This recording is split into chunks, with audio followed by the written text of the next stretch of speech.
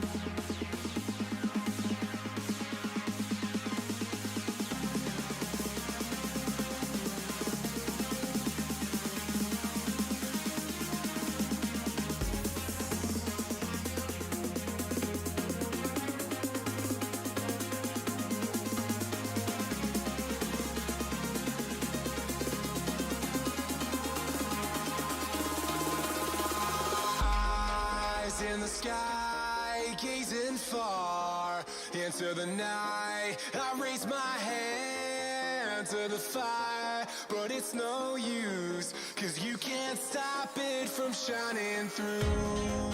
It's true, baby, let the light shine through.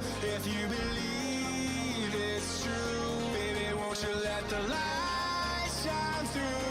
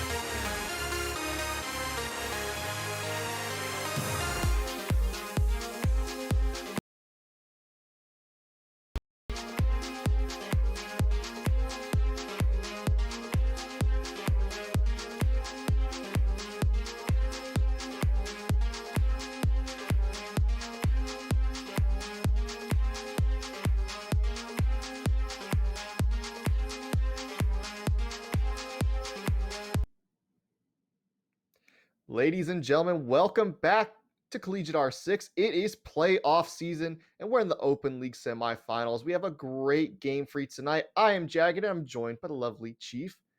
How we feeling for this game?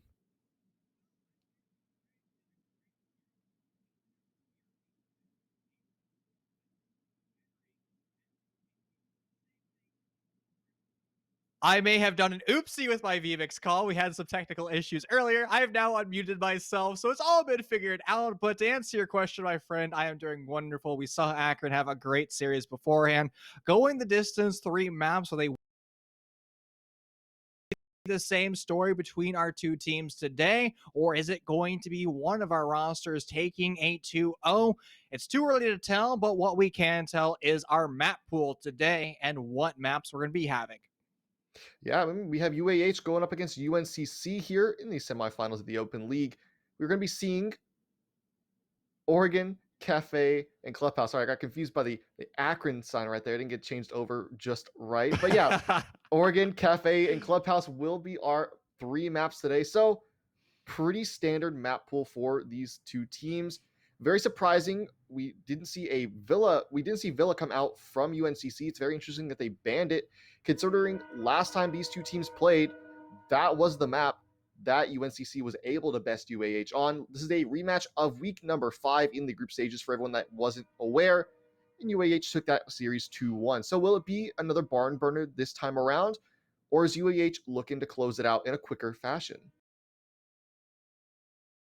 FA Express and straight into our lobby we can go. Borgen is going to be our first map. And if you came in from our previous series, well, you saw what Akron was capable of doing. And it's really the T3 Collegiate Special in the map pool that we're going to have today. Everybody is very confident on these maps. They've had a plethora of experience, not just again in Collegiate, but also in T3, being able to analyze and break down these maps. So who is going to be the better team? Well, it's always going to start in that band phase. Yeah, like I said, the train is leaving the station. We got this game underway, and we're going to be seeing UAH starting out on the attack. Over the last 35 maps that UAH has played, they have only dropped 2 of them across CR6 and CEA. They are undefeated. They have yet to lose a series since group stage of either. We're going to be seeing if UNCC can buck that trend today, or if it is going to be UAH show all around. Last time they lost, one of the 2 maps they lost rather was Oregon. It was this 8-6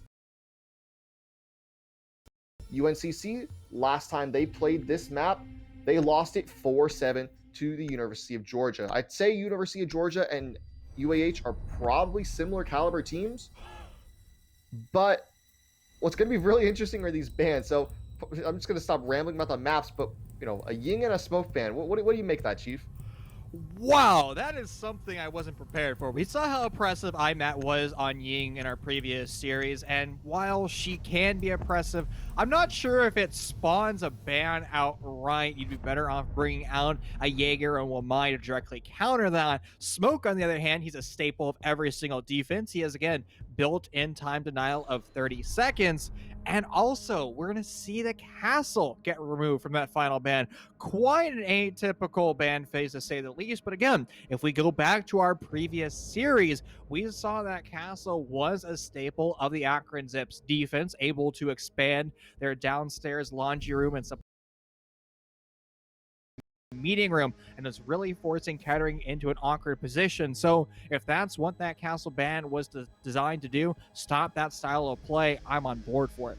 Well, I have to say, I have personal experience going up against UAH on this map, and Castle is a staple in their defensive lineups. Like you said, on that basement, they allow it to expand up into that middle floor, and they're able to hold it pretty darn well, if I do say so, with that Castle roam extension on whatever site they're really on. They use it a lot, and so not having that here today on this map is going to limit how they're going to be able to try to expand their holds and try how they're trying to lay down crossfires in certain areas of the map. But what we are going to see on the board, not only do we see Amira, but we're going to see the clash. Calpod going to be running that around, trying to, I assume, deny some of that pushing through the blue hallway, and the mirror window going to be trying to do the same thing. One's going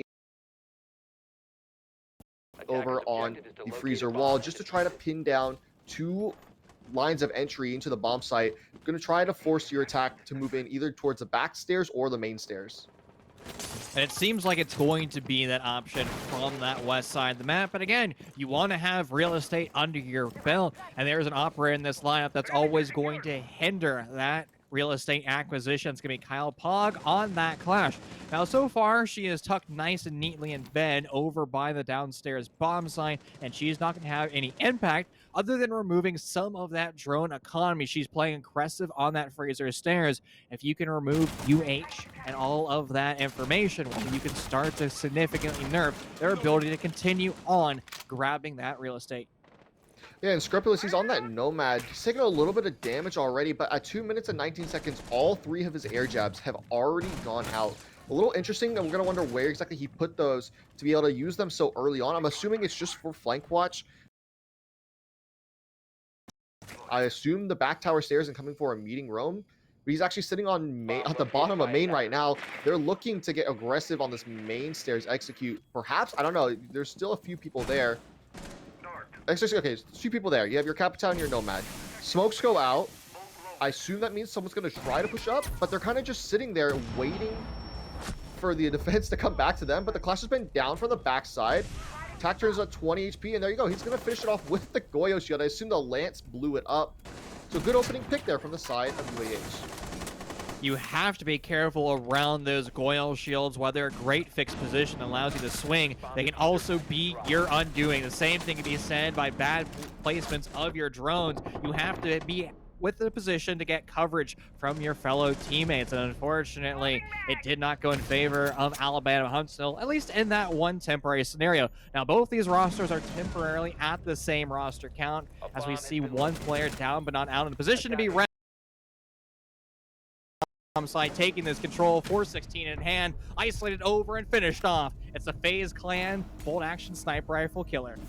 Yeah, Takashima was holding down the freezer line of sight and was waiting for that mirror to pop out from behind that washing machine for so long, probably the last 30 to 40 seconds there. And finally, he got his chance as it was all left up to the mirror in a 1v3.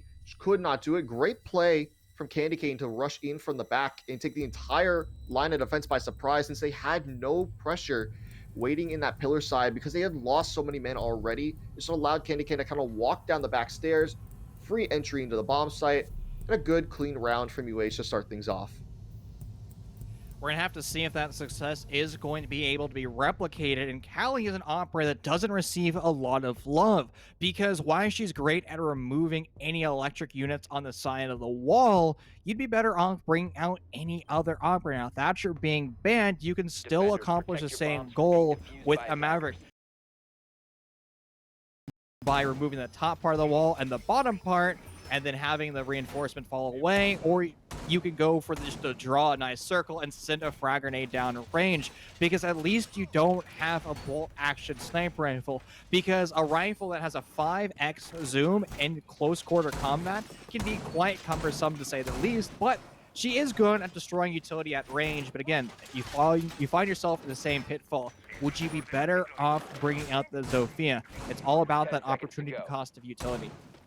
Yeah, I mean, Tacturn does have 3 of those explosive lances. Zofia only has 2 explosives, so if you're using your utility right, and you can burn for ADSs and Womais that we are now seeing coming out from T-Bungie, then perhaps your Callie can get a little bit better use, a little bit better mileage on that gadget. But one thing I wanted to point out was they brought that Callie to help with that. I think just because they like the Callie, but it also helped out with the Clash. We're not going to be seeing that this round. Instead, Kyle Pog, he's rotated onto that Goyo, and T-Bungie has just to try to help out with some of the early throwables. But speaking of early, okay, well, I don't even know what to say about that one, but Smiths goes down. It's a nice shot from Kyle Pog, and an unfortunate team kill comes up from Inscrupulous. And now your big player from last round, Candy Cane, he's been benched for the next 2 minutes and 15 seconds. Not a good start at all for UAH. And UNCC, they're loving this. Mistakes were made, but you can also rectify those mistakes. You have to be careful what you're mailing, because when you're over and executing on these north stairs, that barbed wire is placed for a purpose. Whether or not it's for a nitro cell to be sent in your direction, or just the face value of that cloud information of it being removed, always have to be mindful of where you're being set up. JP now falling onto the board as well. Alabama-Huntsville, they're starting to really suffer in this round, and it's now all on CollegiateR6 against 5 with his Cali sniper rifle in hand. He can actually live up to his name, going quiet and unable to speak. Well, so far, Rogue is going to find himself in that exact same pitfall, buried 6 foot under, but still a tall order for CollegiateR6. Yeah, not the gun you really want in this position. He manages to pick up one. That's Rogue. So 416 carbine off the board, but at 2530 HP, you still have 4 to go. Granted, you have a minute left, but that sniper rifle only gets 1 shot at a time. If UNCC decides to double swing you, I'm sorry, but you're not going to win that fight. And as he hits both the Banshee and the proximity alarm, this position is going to be given away, and he really has no other choice but kind of just walk into the crossfires here. We saw Kyle Pog sitting behind the shield over in elbow, and he's just going to be waiting here. Here comes the push-up, SMG in hand, but Kyle Pog, he pops his own shield. It doesn't matter because he finds the kill anyways, and UNCC respond back with a round of their own. Yeah, that was just a round full of too many mistakes coming out by Alabama-Huntsville, and that's just something they're not going to have. Conscious of where their players are in the map, that comes down to not only just team kills, but where you're actually going in for your primary insertion point. Make sure you have some type of coverage. If it's going downstairs through that basement door, well, that's a dangerous place to have. There's a lot of positions where UNCC can set themselves up and apply that pressure, and obviously Alabama-Huntsville, they weren't quite as comfortable going in round 2 for whatever reason. Yeah, one thing I'm glad though is that UNCC, they decided to go to this top floor next. Obviously, I've seen some teams try to go for that tertiary bomb site just to try to throw things off, but I'm glad that they're going to go up top here. The one thing though is that they only have a mute. I would like to see a Cade, to be honest. I know there's a Cali on CollegiateR6's side, but at the same time, a mute jammer really isn't going to prevent JP from getting this wall open. You have Schmitz and you have JP on your hard breach. Schmitz has that can opener in his back pocket, so not as much as JP. A little bit of a line of sight and a vault hole. I assume is probably going to go over on that attic side and let JP do all the hard work over inside of Master to try to get that main wall open. That way you can start trying to get a little bit of a pinch going on that east side of the bomb site. But at the end of the day, a mute is only going to delay things for about 5 seconds. As long as the attack is able to get underneath inside of meeting and inside of classroom, then your mute jammers are really not going to serve that big of a purpose other than just some simple drone denial. And I don't think that's really what UNCC needs to be going for here. And as I say that though, UAH, they're going to be going for primarily attic side push, I guess. They're completely taking over Big Tower. And there he goes, the mute jammer, plain and simple. What, 2 ace summons now gone? So JP, good utility usage on this attic wall, but it doesn't look like there's a whole lot of utility left over for the classroom side. Now you just rotate over one of your 2 hard breach. The wrinkle that is going to be Cap.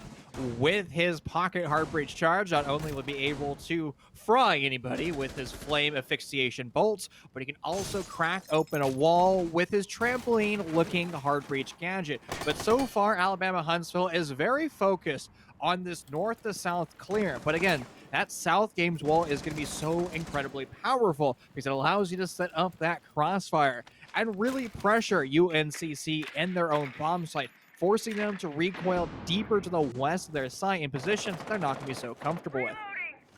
Yeah, and it looks like they're really not all that focused on the other side of the map, on that south side.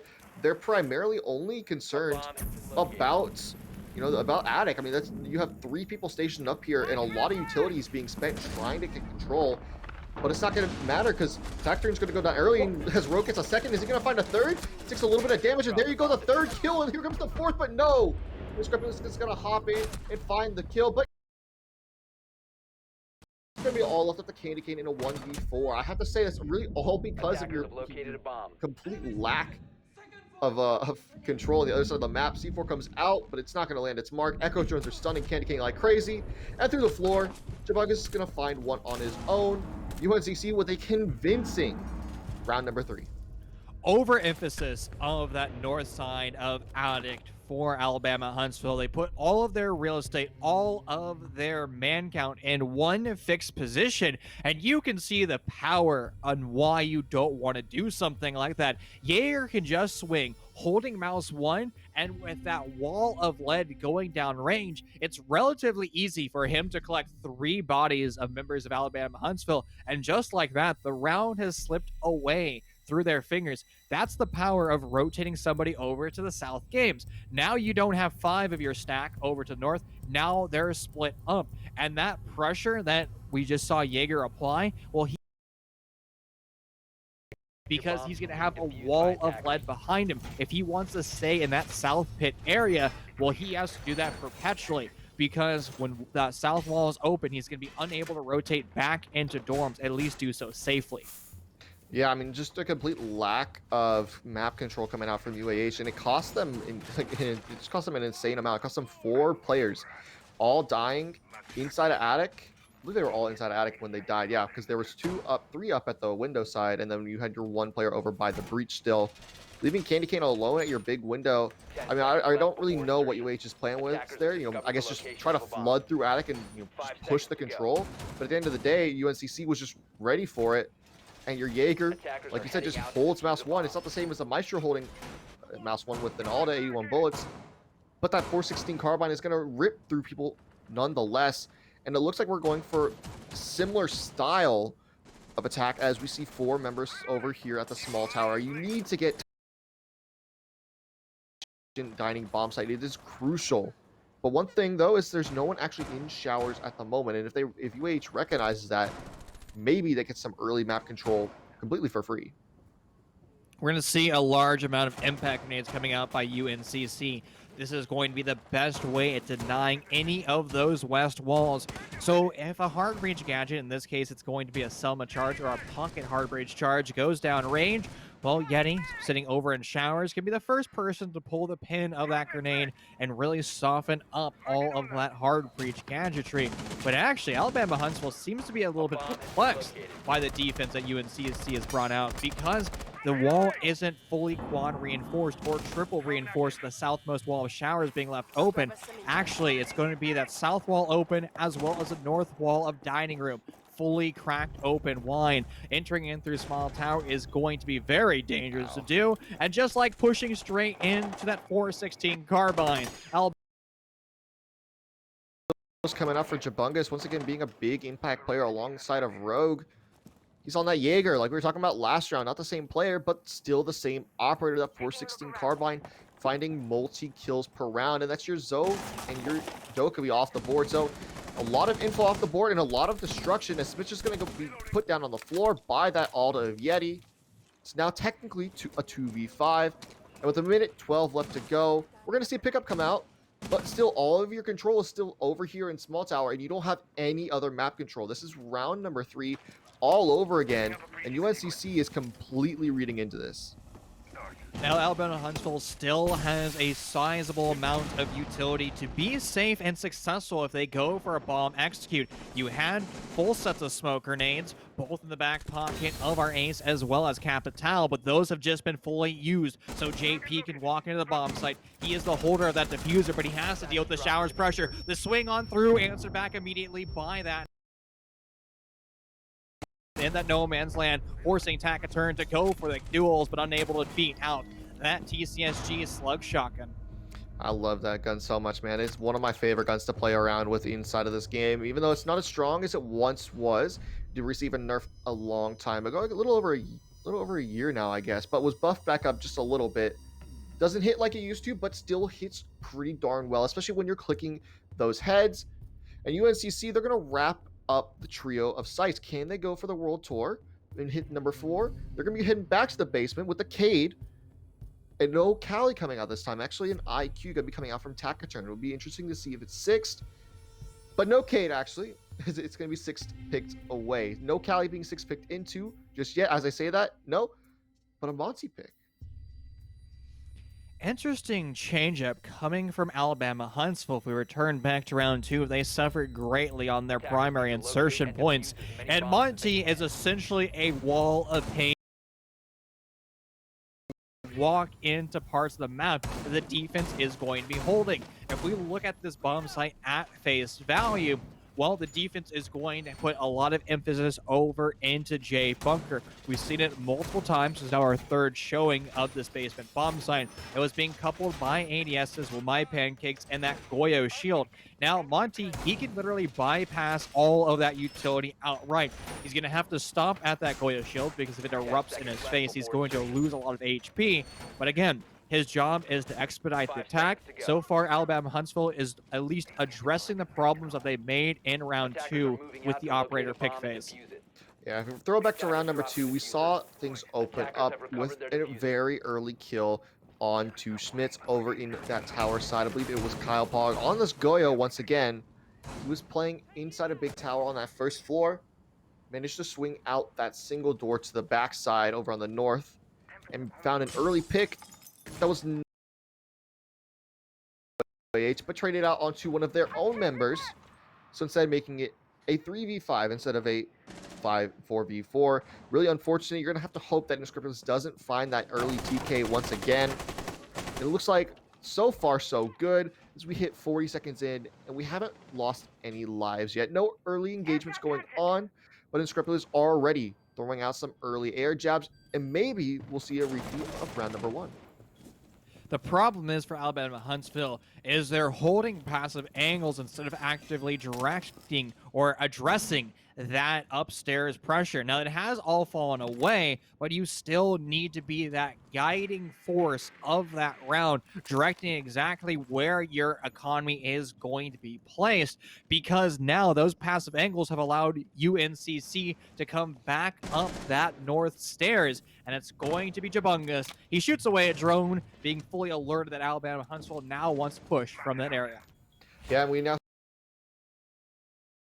sitting over in Freezer. They full pushed out here at the bunker. We saw 3, and here comes that Monty being pointed out. He's just going to push straight down into bunker, and he has complete intel here on the side of UNCC, and he's just going to be teasing the players here of UNCC, and JP is going to swing in off the back. Attack returns play, but it's going to be traded out immediately as Jabungus manages to find one and finds a second. It's Candy Cane down, make it a third. Oh, what a nice shot. Nate comes back, so it's a 2v3. Just under a minute to go now. UNCC still in the advantage. We've seen the strength of UNCC able to get multi-kills before, and the flank coming down from the north stairs is going to be detrimental for the Monty, who doesn't have that coverage from behind, and it's going to evaporate in front of him. Now the wall himself forced to go for the unsheath, and it's not going to work on him for all. The 416 of Rogue from behind. UNCC is going to take now 4 in a row. Yeah, so the World Tour has been completed. They've won 4 bomb sites back-to-back. Last round of our first half. Can UNCC go up 5-1, or will UAH salvage what is left of their attack and even it up to a typical 4-2? JP is going to be showing the glass like he has been pretty much the entire first half. Gotta imagine UNCC sees that and go, oh, okay, well, he's going to 6 that away. He 6 it away literally every time. Have to imagine what's going to happen. He's actually going to stick it. No. Okay, then. I was wrong. What a perplexing 6-pick, because Cali was the reason why Alabama-Huntsville was able to open up North Attic so quickly. They didn't need to push from underneath. They just sent a lance down range. Poof, the wall and that one mute jammer is now completely gone. And you've elected to bring the Glaz. If you're new in Rainbow Six Siege and you don't know why we have a puzzled sound in our voice, Glaz is a sniper rifle. He's a DMR sniper rifle, and it has access to thermal vision, and it converts everybody into banana people. Bright sends a smoke grenade down range. He has to be stuck in a fixed position to really be able to see banana people through that smoke. And in a game like Rainbow Six Siege, if you're sitting in one position, you're gonna die. It's far too powerful for any team just to swing you and send bullets down your range. I mean, that's one reason why we saw Lord Chachaka get reworked, because his shield just wasn't viable in a game like Rainbow Six. Yeah, there's also no hard breach coming out here, and it's going to be a rush coming out from UAH, from what I assume. Looks like it might be going up white stairs and through big window based off of the positioning here of the attack. That's the only thing I can reasonably think with this lineup and with the with the positioning currently. You have two players, CollegiateR6 and Scrimpus underneath. The rest of it, it's all going to be going big window. Your Capital, your Glaz, and your Ash all going to be trying to spearhead with those smokes and with those fires. But there's actually a bulletproof cam looking completely negated by the fact that there's just a camera going to be watching straight through. And UAH notices that, but where's their Ash? Where is Candy King? He's at the bottom of white, but CollegiateR's going to get the opening pick, so far so good. Not quite a rush just yet as we're waiting for the plays to come in for the big window. Candy King's going to open up 2 holes with 2 Ash charges, but still not a whole lot of control here for UAH. This is quite a unique round, to say the least. Alabama-Huntsville not taking any real estate control. They're not really applying crossfires. They're flirting with this white stairs. They're debating on whether or not they actually want to go up it or not. And that indecision is going to allow an opening that UNCC might be able to exploit, as it's now Rogue flanking in through Zulu. We did hear some Nomad air jams were placed somewhere in this area, but CollegiateR, he cannot be on his pistol. He has to be active gun up, and that's a telltale sign for Rogue. He can go for over to dorms, but still, it's a tight mark as we're about to go over that execute phase, and Alabama-Huntsville really hasn't dotted their eyes and being proven by Rogue in the flank. Yep, so flank is successful, manages to find out the IQ. I imagine looking at the ceiling with her pistol and gadget in hand. He didn't shoot that air jump, which was definitely the right decision there, as it didn't give away his position as the fire and the flames come out. C4 is also, but Smits is going to get down by the echo through that smoke. Now Candy King, he tries to repel and gets one. What a shot, but gets immediately traded out. And now JP, with 30 seconds left in a 1v3, is going to try to pick up Schmitz and will be successful. C4 is prepped inside the window, though they can't hop in without T-Bungy popping it off. And yet he's just going to be holding an angle from deep inside the site. Rogue, he's just sitting on this bookshelf. He's waiting for that jump in to come. He is hungry for those picks. Last smoke out, coming out from Schmitz here. Hops in, Rogue finds one. All left up to JP, 100 HP. 5 seconds left. Is he going to find another one? No, he's not. Team Bungie is going to close things off. And UNCC go up 5-1 on their attacking half here on Oregon. I'm speechless. I've actually had the words removed from my mouth. I mean, almost to the point where I'm going to go CollegiateR. I mean, wow. What an execute, to say the least. Alabama-Huntsville made a plethora of mistakes, starting off with their identification of their macro strategy and what they want to do, situating their entire roster over by big window. While it's an avenue into the bomb site, they never really addressed any of the problems other than the feet holes from underneath. They're able to remove any defenders that could be playing from that, and that's where their execute stopped. They didn't push anywhere deeper into Zulu. They ended up losing a gunfight to Rogue on that flank, and they just decided to constantly send their players through that big window, vault after vault, and they just died. You have to realize in IGL that your macro strategy, your initial plan and call has failed, and that's a sign of a maturity for an IGL, because even Canadian, regarded as one of the greatest siege minds, one of the best IGLs, has made mistakes. Everybody makes mistakes at every level, and it's, well, on somebody to say, all right, this hasn't worked. Let us go to damage control. Let me make a new strategy on the fly so we can at least try to salvage it. But if you are still all situated out by that west window, I mean, it's converted into a bloodbath, and unfortunately, Alabama-Huntsville was carried away in body bags. Yeah, and the thing is, like, even with the bans that we have out here on this, like, from both these teams, it really shouldn't be this defender-sided of a game. It really just all comes down to how UAH was playing those attacks and how they were failing at those attacks. So we're actually going to see them hit the basement first, and we're going to be seeing them go out here with this meeting floor extension. This is something I like to do a lot, pretty much every single time they play this bomb site, but without the addition of by quite a margin, considering there are, you have easy access into, between splits, back tower, and dining. Since all you have to do is technically shoot down a barricade and you're in. And Rogue, he's doing a ring around the rosy here with Schmitz upstairs, and Schmitz is going to get wallbang before dropping back down smartly. Going to save his life as UNCC, they're ready for this roam clear. They're bringing out the Lion because they know there's going to be players playing on the roam. As a C4 comes out, though, from Schmitz, it's not going to catch anything.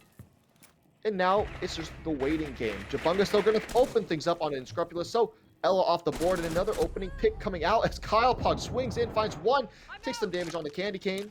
But a 3v5 now with over half the round to go. UAH is going to be forced all the way back onto the bomb site. What an incredible use of that ban phase. Removing Castle has put Alabama-Huntsville in a very awkward position where they're unable to hold their extended roam upstairs. Ash earlier converted into an SMG-11 main, unable to control that recoil, missing an also crucial shot, and T-Bungie allowed to persist for another day, now stuck on below 25 HP. With all those Lion Claws, what is left, at least the final one, is going to be incredibly crucial to the final execute of UNCC as they're about to hit that execution phase. Yeah, minute left. Second line, actually last line charge comes out as Candy Cane finally hits a shot with the SMG-11.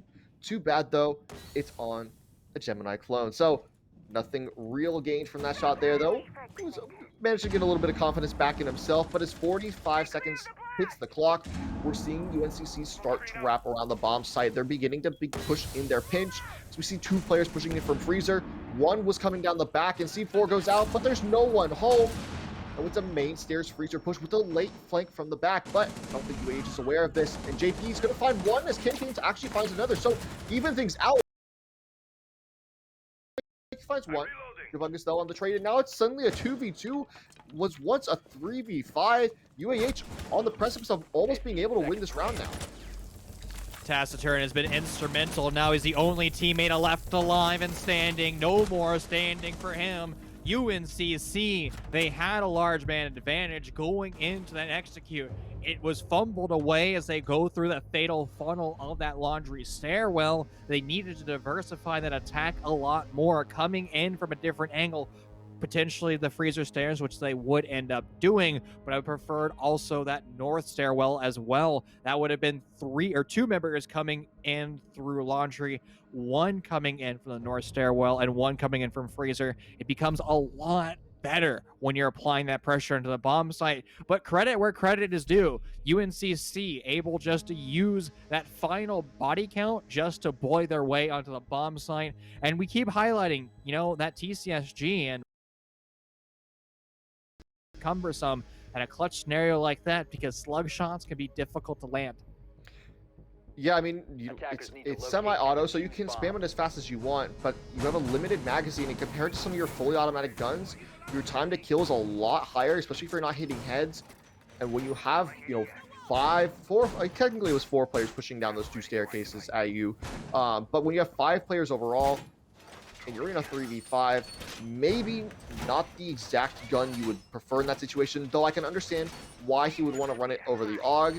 Maybe he's more comfortable on that gun. I can imagine that being the case, but we saw the castle, or the lack thereof, heavily impacts that mid and top floor roam coming out from UAH. And UNCC, they've done their homework. They've played this team before. They know what it takes to beat them. They came close last time, and they're looking to put map number 1 away in a hurry. We're all thankful for that. It is starting to get late. It's already mid 12 a.m. and they're not even about to start map number 2 just yet. Hopefully, for their sake, we can get on to map number 2. We'll be seeing Cafe up next if UAH does not manage to make a comeback here. And that's one that both these teams are pretty solid at. Jagged, Joe and I had this exact same talking point in the previous series when we saw the 7-2 victory on Coastline that Akron was able to take against Kettering, and we saw that phenomenal gunplay from Kettering back on map 2 of Theme Park. So, Alabama-Huntsville, if they do lose map 1, well, there's plenty of life left them to hopefully deliver themselves in a victory. and that second map of our series if you're a fan of Alabama-Huntsville. But so far, Alabama-Huntsville, they have to deal with a wall of North Attic starting to open up in front of them. And it could be a replication of what we saw UNCC do earlier, as there was another Jaeger player playing deep into pit, flying out and taking a 3K gunfight. On Cafe, they've played it 4 times. They've won it all 4.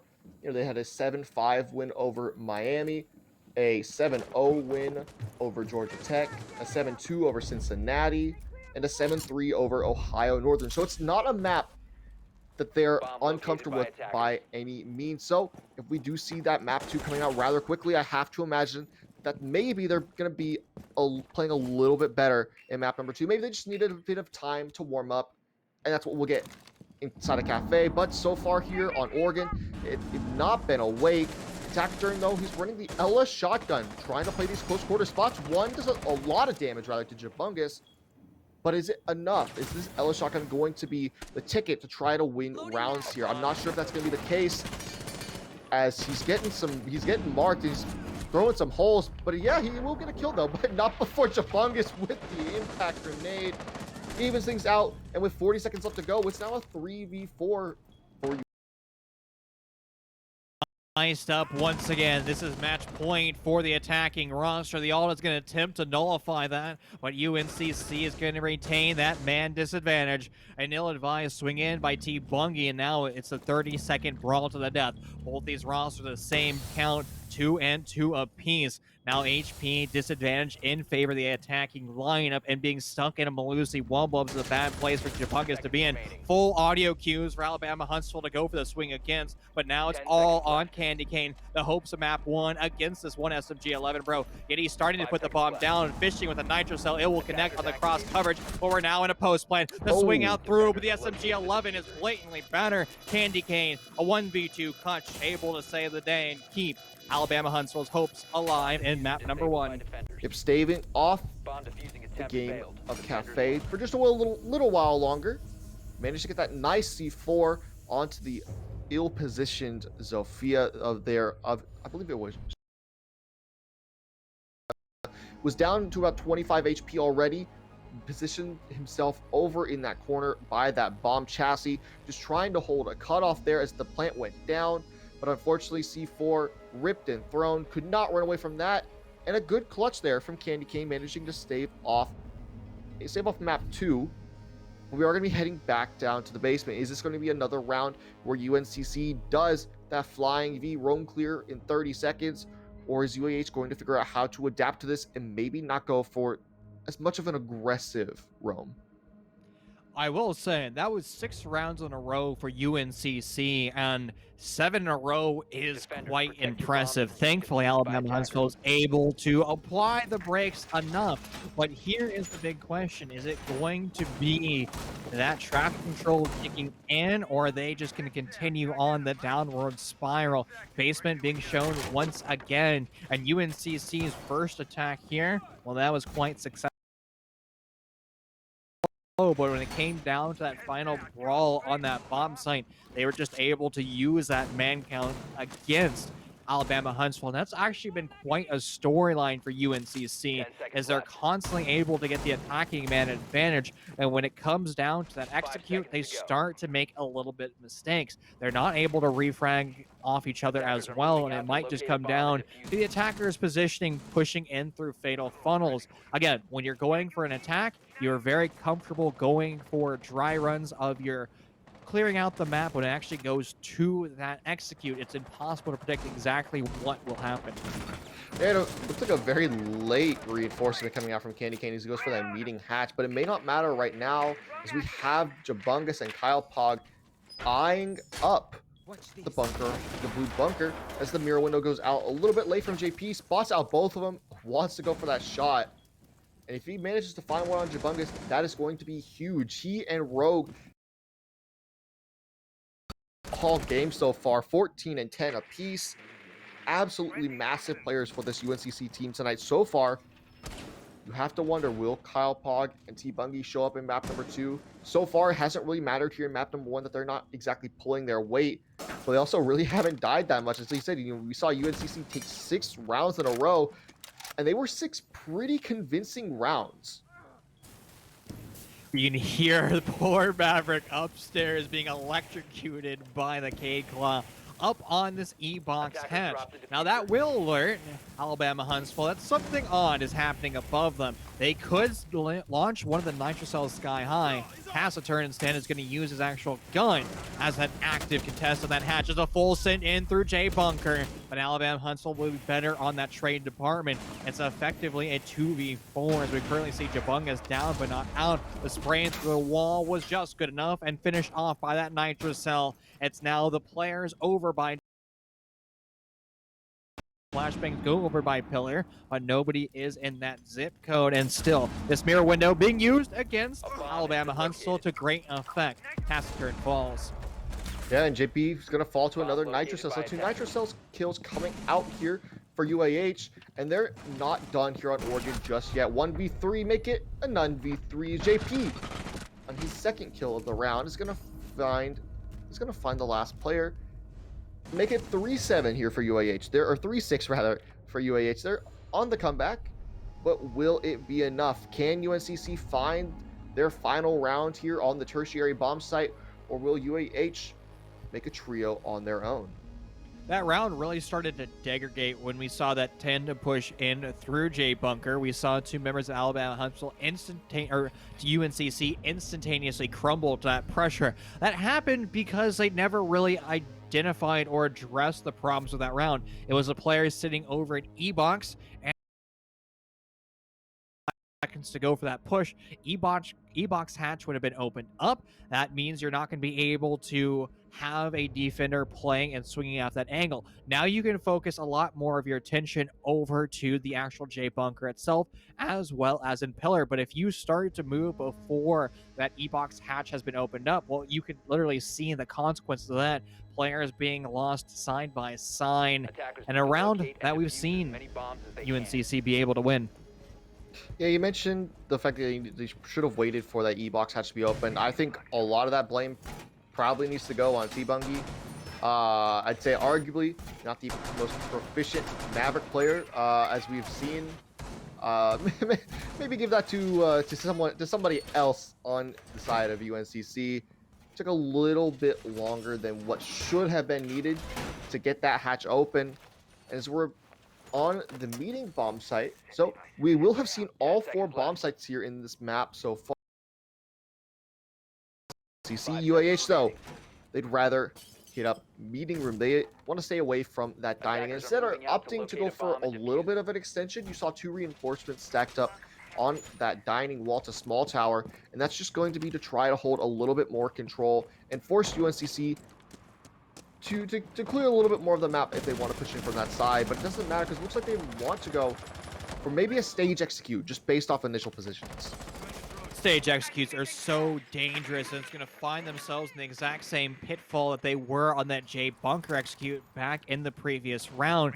You stack too many of your bodies in one position, well, you're going to be very vulnerable to a nitrocell, a toxic babe, or any utility that goes down range. Now, fortunately for you, if you're a fan of UNCC, there is no toxic babes available. What could be available is a nitrocell coming in through the E-Box hatch from underneath. You can see that fixed position, and CollegiateR is in that exact same scenario. The hatch was left. Going to be a large pitfall for Alabama-Huntsville as their positioning might not be as strong. It doesn't matter though, as the lone hard breacher falls without being able to open up a single wall. Yeah, that's really unfortunate. I have to imagine it looked like it was maybe a wall bang. So good shot there from Candy Cane, but it's not going to matter now as Jabungus manages to make a trade onto JP. So a frost off the board for an ace. If you're UAH, that's a pick that's a trade that you do not mind at all. No hard breach going to be coming out here for the side of UNCC. They're going to be forced to walk in through the doors. As we see the players stack up on that early staircase, Jabungus is going to find another one on Dude Scrupulous. As the plant's now going down on station, the frost mat on the drop-off. It's going to down Jabungus. And here comes a swing through from Schmitz. I'm not sure why he's shift Wing through that hallway, but now it's all up at the Candy Cane in a 1v3. He finds one, making a technical 1v1, and Jabungus is still down. Kyle Pog against the World Plant is down. But Candy Cane, he's going on the defuse. Goes off, and Kyle Pog ready for the stand-up. UNCC is going to take it 7-3. That was a good recovery coming out by UNCC. Losing that hard breacher early on means that their strategy of planting behind that stage wall, it's going to become a lot more difficult. You copy that with drones and lion scans, while you can see the insertion for UNCC was able just to fly into stage, taking duels and winning out gunfights. And Alabama-Huntsville was just not prepared for an onslaught like that. And you're highlighting the shift W's in through that green hallway. Well, that was just the attempted crash back onto the bomb site, trying to make a bad situation a little bit better. But unfortunately, it just made a bad situation worse. Again, when you get tunnel vision and oh no, the diffuser's down scenario, it becomes really difficult to calm your mind and say, maybe I should just try to, jiggle peek this for a quick second, because the likelihood of somebody sitting in green corner is pretty high. Yeah, I mean, we've seen both of these teams so far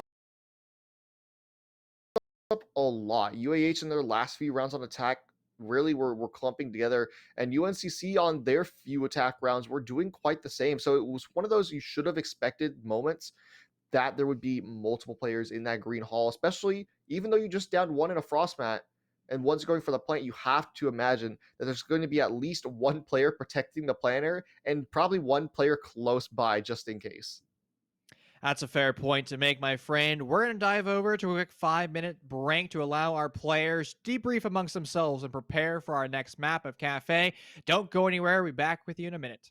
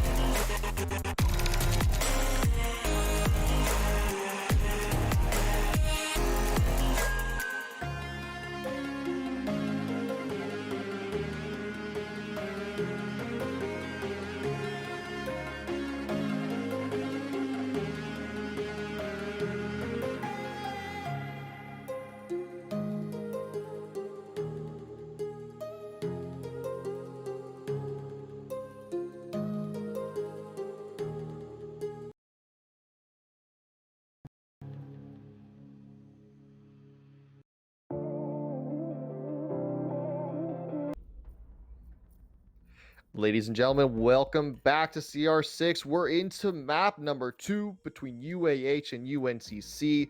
Map number 1 was a somewhat quick affair with UNCC taking Oregon 7-3. I'm joined by Chief. And Chief, map number 2 Cafe.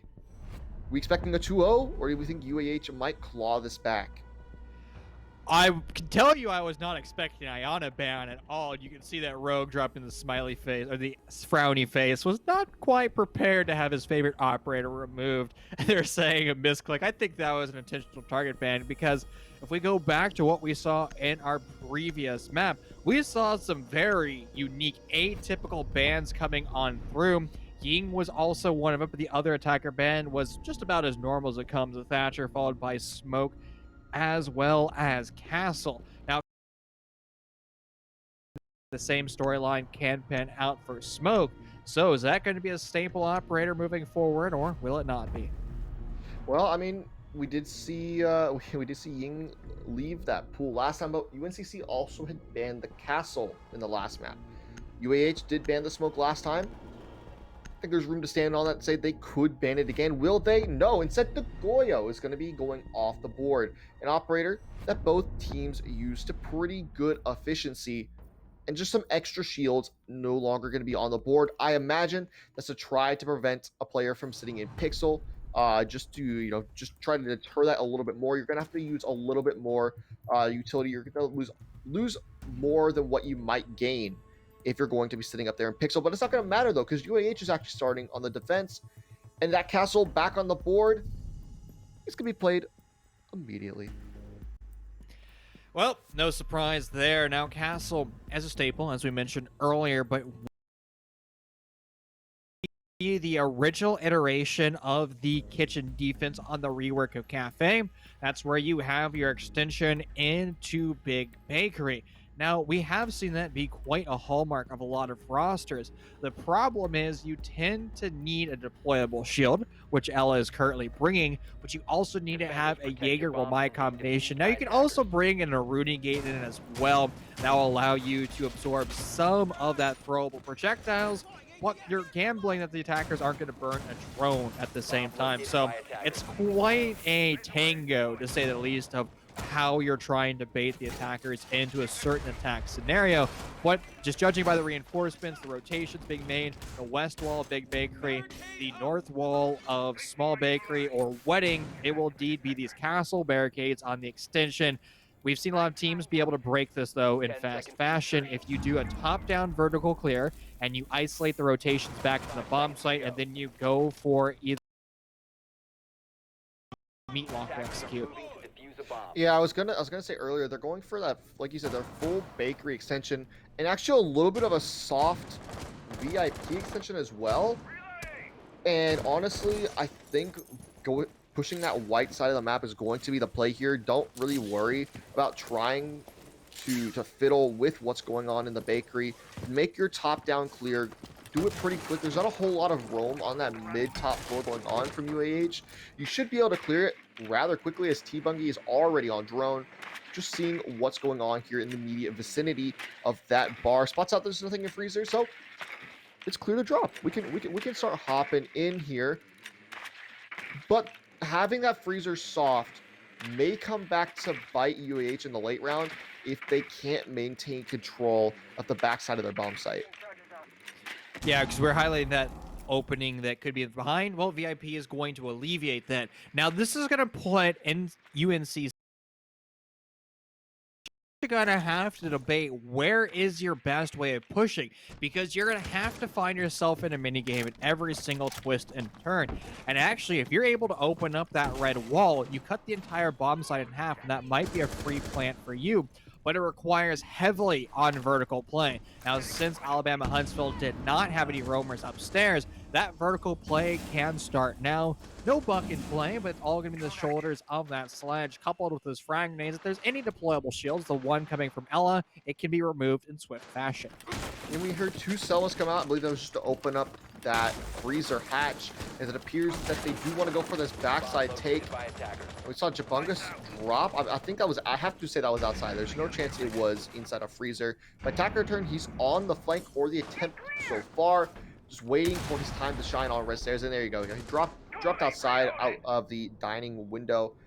But the Alda on the Maestro of Candy Cane is now sitting in VIP. They're aware of his position here, but with Freezer open and the smoke coming out from the ace of T-Bungie, the drop comes in. Kyle Pog's going to open things up, but Candy Cane's going to find two before Jabungus manages to trade it back out. 40 seconds left, though, in a 3v3, making a 3v2 as Tack goes huge on that flank. It's looking like a UAH round. That flank is still going to be a very impressive position for Taciturn as he's coming down the brown stairs, but nullified outright by JP. It's a full send for Jabungus, taking on one, but that's the one pressure from in the bomb site he didn't calculate in that vertical play that his own roster used to create pressure on the bomb site, used against him. A great play and smart ingenuity coming out by Taciturn. Round 2 in favor of the defensive unit of Alabama-Huntsville. Yeah, and the big savior there for UAH was Candy Cane on that Alda sitting inside a VIP. Due to the lineup from UNCC, he managed to pick off two and even that man count back out before he died. And that's all that Alabama-Huntsville their favor. We saw Taciturn was still on the flank upstairs, and due to that lack of manpower and maybe a lack of drones as well, I'm not sure where those flank drones may have been set up, Tac was able to completely just circumvent any sort of roam prevention, flank prevention that UNCC might have had out. And we see a Nomad come out on the board here, but it was 6 picked off onto the Thatcher. We're going to be seeing the top floor, so maybe that's not as big of an issue. But if Taciturn wants to go on that flank again, he's going to be free to do so. Standard reinforcements currently in play. The wrinkle in time, though, will be those castle barricades, probably put all over by Piano. Again, it's going to be about denying this no man's land of Piano, and if you're able to do that from multiple sets of utility, well, that's just going to hurt UNCC at every single twist and turn. Now, we saw Mira be available in our previous series. Now, she was banned out in this map. It's going to be a lot more difficult to have that be a no man's land unless it's coupled by a nitro cell from underneath. Only one in the back pocket of Alabama-Huntsville. But the real apex positions are going to be the double deployable shields. You can place them over into bar back storage, and that's acting as a pseudo mirror window. However, an aggressive play in shops, that's going to be a unique position for Alabama-Huntsville to hold. Yeah, you know, I've seen positioning like this coming out from some tier 1 teams. Typically, they have that shield at a 90-degree angle to that cigar door from top red. But we are going to see Inscrupulous on the smoke here, playing it a little bit more aggressively, as it's a full piano hold and a full cigar hold here from UAH. So we have two players. It's not all right. So it's not the smoke sitting on the shield. I was wrong. It's actually Taciturn. He's the one there. Makes more sense since he has that Scorpion, a lot more bullets. And at close range, oh, nope, I was wrong again. Not running this. You know, we saw it in last map. I just got to stop talking this, but I'm getting everything wrong. That's why the castle barricades are in play, to hold shops for as long as possible. But long-range explosive utility being expended over on shops, now fully gone. And with the FO12 rotating deeper to the bomb site, they have to be very careful of where they're positioning themselves, because Taciturn, he won't be able to take ranged gunfights as comfortably. Now, he does have a pistol that has a red dot sight on it, which will be better than a traditional sidearm, but still, you'd rather have a rifle or a submachine gun to be used at range. Yeah, and Scriptlet's playing a very aggressive position in the freezer, trying to peek that wall. As Smith goes for another swing himself, takes about a third of Kyle Pog's health off the board. Minute 15 left to go, though. You have a little bit of piano control, not as much control as you would like if you're UNCC, but at least they've cleared the shield in Pixel. That's all of your Zofia impacts off the board, all for utility in general, as well as left if you're UNCC. Ash charge from Kyle Pog. Is it going to be enough to try to get this clear out? Two people line up, but Kyle can't land the shots as the shotgun misses, but a team kill comes out from JP as he gets down. Candy Cane, though, misses the shotgun shot, but finally picks things up in a technical 4v3. Make it a 4v4 now. Still leaves UAH in the advantage with the time. A player isolated over in washroom. That's Candy Cane on that LSMG-11 probe. A difficult place to be able to rotate out of. And that rotation attempted a valiant effort at that, but unfortunately it was identified by UNCC. And now they're just trying to cross the corners, make sure there's nobody lurking from behind. They overlook the players sitting by that metal pillars. It's the wooden plaques, and it's going to be an onslaught flying into the bomb site. Alabama-Huntsville at the man disadvantage. Schnitzel forced to go for the swings. He doesn't know where to look, and falling one by one. Candy Cane over by Ren. Yeah, Rogue gonna clean things up here for UNCC, and they're gonna respond back with a round of their own. It was a little bit sloppy, but it was genuinely a pretty decent hold coming out from UAH. Unfortunately, they weren't able to hold on to that manpower that they needed for long enough, and they kind of crumbled in the last few seconds as UNCC just kind of flooded the bomb site, leaving it in a 1v3 all left up to Candy Cane. We've seen him in those clutch positions a few times in this series. He's come up big in one of them, but this was not that one time. Secondary bomb site or tertiary bomb site coming on through. Reading and feeding plays very similar to our bar bomb site that we just saw back into round 2. And I just call Schmidt Schnitzel the past round. It's poor guy. Unfortunate things happen. It's a late night. I've been at this broadcast for 6 hours now, and actually it's a compliment to call Schnitzel if you're not familiar with him. He's an OG player from T3. I think he just recently stepped back. Smits is now going to try to fill in the shoes of another German pronunciation. The SCH words are always fun. And just like the library, well, you can always learn and read new words. And it's going to be on the bomb site for UNCC to, well, read out the strategies. What is moving forward? Because they have to be careful at every single turn that they go. They want to have that vertical play, and that's all fine and dandy. But you do have to be careful of that flanks that Alabama-Huntsville keeps trying to bring out, as well as a combination of double nitros. Yeah, UAH has been known for bringing out these kind of wacky setups, really detailed and really extravagant setups is what they've been detailed by some people. And we're going to see that again is in Scriptless once again on that Ella, not an opera you would typically see, but also combining with the Mute and Mozzie, just trying to get a lot of drone denial and a lot of information denial, but also information if TAC can not only get a drone, but just have those Grisma might be made aware of where UNCC is attacking, if that makes sense. Sometimes I ramble a little bit too long and I digress a little bit, but 2 minutes and 20 seconds and we already have Jabungus inside a cigar. He's looking to make this entry early. They know that there's a player sitting in Pixel, but are they aware of what might be laying around in bar?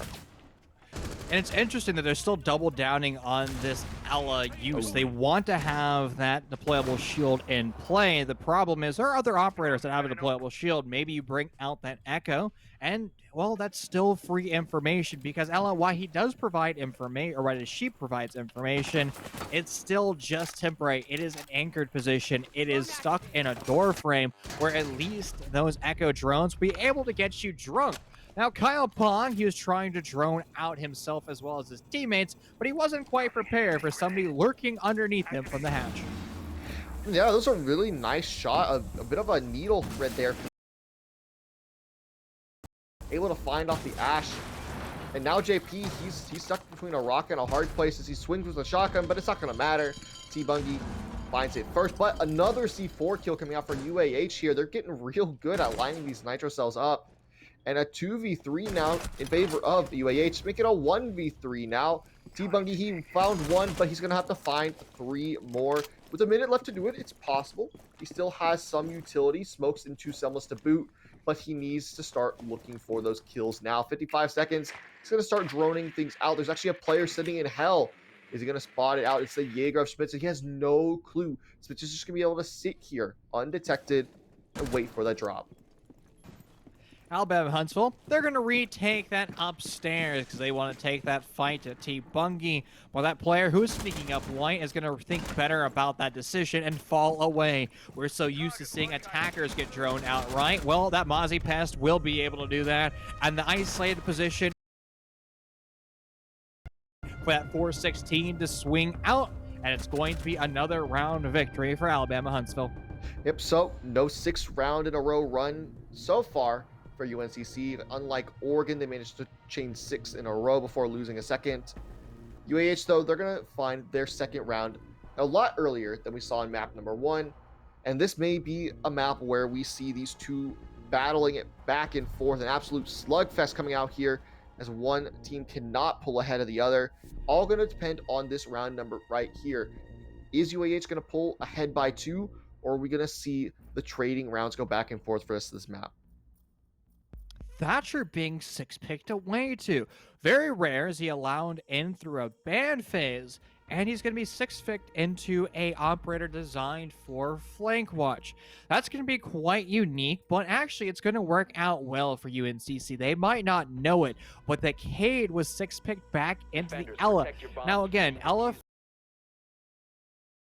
sure, she brings that deployable shield, but her Grisbot mines just aren't as useful. We're talking about bringing out the Echo in favor of that, but there are other operators. Alibi can be just as strong and sometimes more strong than that Ella, simply because she will force you into a position where you have to go for a pre-fire, and it seems like one of the worst positions to be in is that rehost after an audio mute bug. Yeah, if we do end up going into a rehost right now, which I'm not sure if we actually are, they're going to have to run the same lineup. So attack return is going to have to run that Ella. The question is, has UNCC clued into the fact that there is an Ella and there is no Cade? I have to imagine with the 6th pick that they did, they were reading into the fact that UAH would probably go into that pick. I would assume that's the case. Big brain 6 pick if they weren't expecting them to 6 off that Cade. Well, more to them. They don't have to worry about any So that rehost was actually approved. You're allowed to rehost during that prep phase, so we're gonna have a couple of the players depart out that lobby, since mute sound bugs are the bane of Rainbow Six Siege. We're gonna dive over to a quick 5-minute break to allow these players to just deal with that technical issue. Please keep the tab open. Don't go anywhere. Back with you in a second.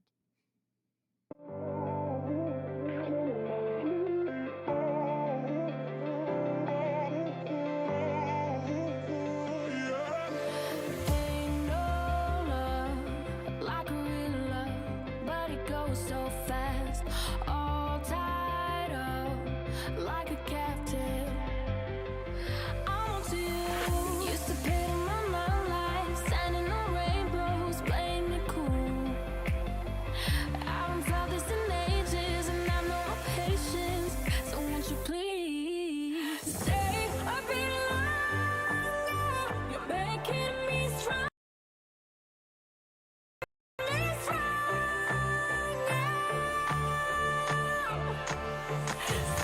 a bit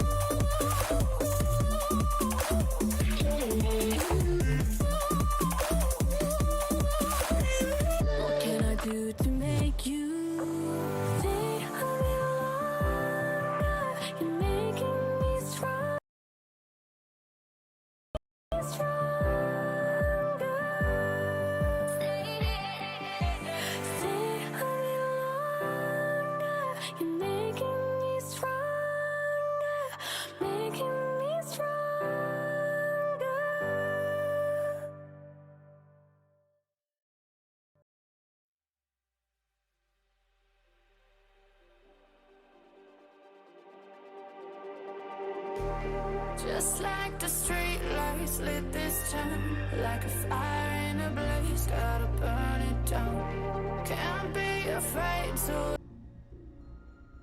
And welcome back. Our rehost has been fully dealt with. You're currently in the middle of a best-of-3 series between Alabama-Huntsville and UNCC. And right now, in Map 2, both of our rosters are tied up 2-2 apiece. But UNCC, while stumbling a bit on attack, they're still in a phenomenal position because 4-2 splits are the norm at the half. Yeah, so what we actually played out, we had a rush come in from UNCC through the backside of the bomb site, winning it out in a little bit over 30 seconds, completely blowing UAH out of the water on that extended hold they were trying to do. So good on them for adapting and figuring out where that weakness in that strat lied. They were able to bring a second round off the board. Like you said, 4-2 pretty typical here on Cafe defense. UNCC though, they might be able to bring it back 3-3 on their attack. It is their map choice after all. So I'm hoping that maybe they'll be able to do just that. A repeat strategy coming out by Alabama-Huntsville. Deployable shields over in shop, as well as the castle barricades to help facilitate that position. Now, there is something unique that we didn't actually end up highlighting back in round 2, is common wisdom says you open up red as much as possible. Well, that's not the case usually. It is the case this time. Electing to go away from that reinforcements. Now, those reinforcements might be placed throughout the map to allow. Looking at the overall lurking reinforcements down on the ground, it seems like there actually might be a couple leftover reinforcements, and indeed there still are 2. The new overlay shows that, and that actually just might be a waste of, well, those reinforcements. I mean, I have to say they are, because anywhere that there's not a reinforcement right now, can't really see UAH wanting to reinforce that later. And Candy Cane, I think he's typing, oh, well, he's going to say oops, but I must have had a really nice shot on the Yeti, who was, I believe, was on that ticket window, trying to repel on, I guess, reverse repel maybe, just to try to get a little bit of line of sight, trying to find that mute jammer that's affecting this wall. But I believe that mute jammer is actually on the outside of this, inside the cigar rather, not on the outside, but outside of top red. But Rogue, he's going to train things back on attack return. So your Ella off the board once again. 4v4. We have a little bit over half the round left to go, and UNCC, they're starting to try to get a little bit of map control, but Candy Cane is going to be aligned here and wait. Spotted out though, Jabungus can't find the shot. Streplos is going to take a little bit of damage. Has to be very careful playing this position, not only from the swing coming out by Pixel, but for a potential Nitrocell that could be underneath.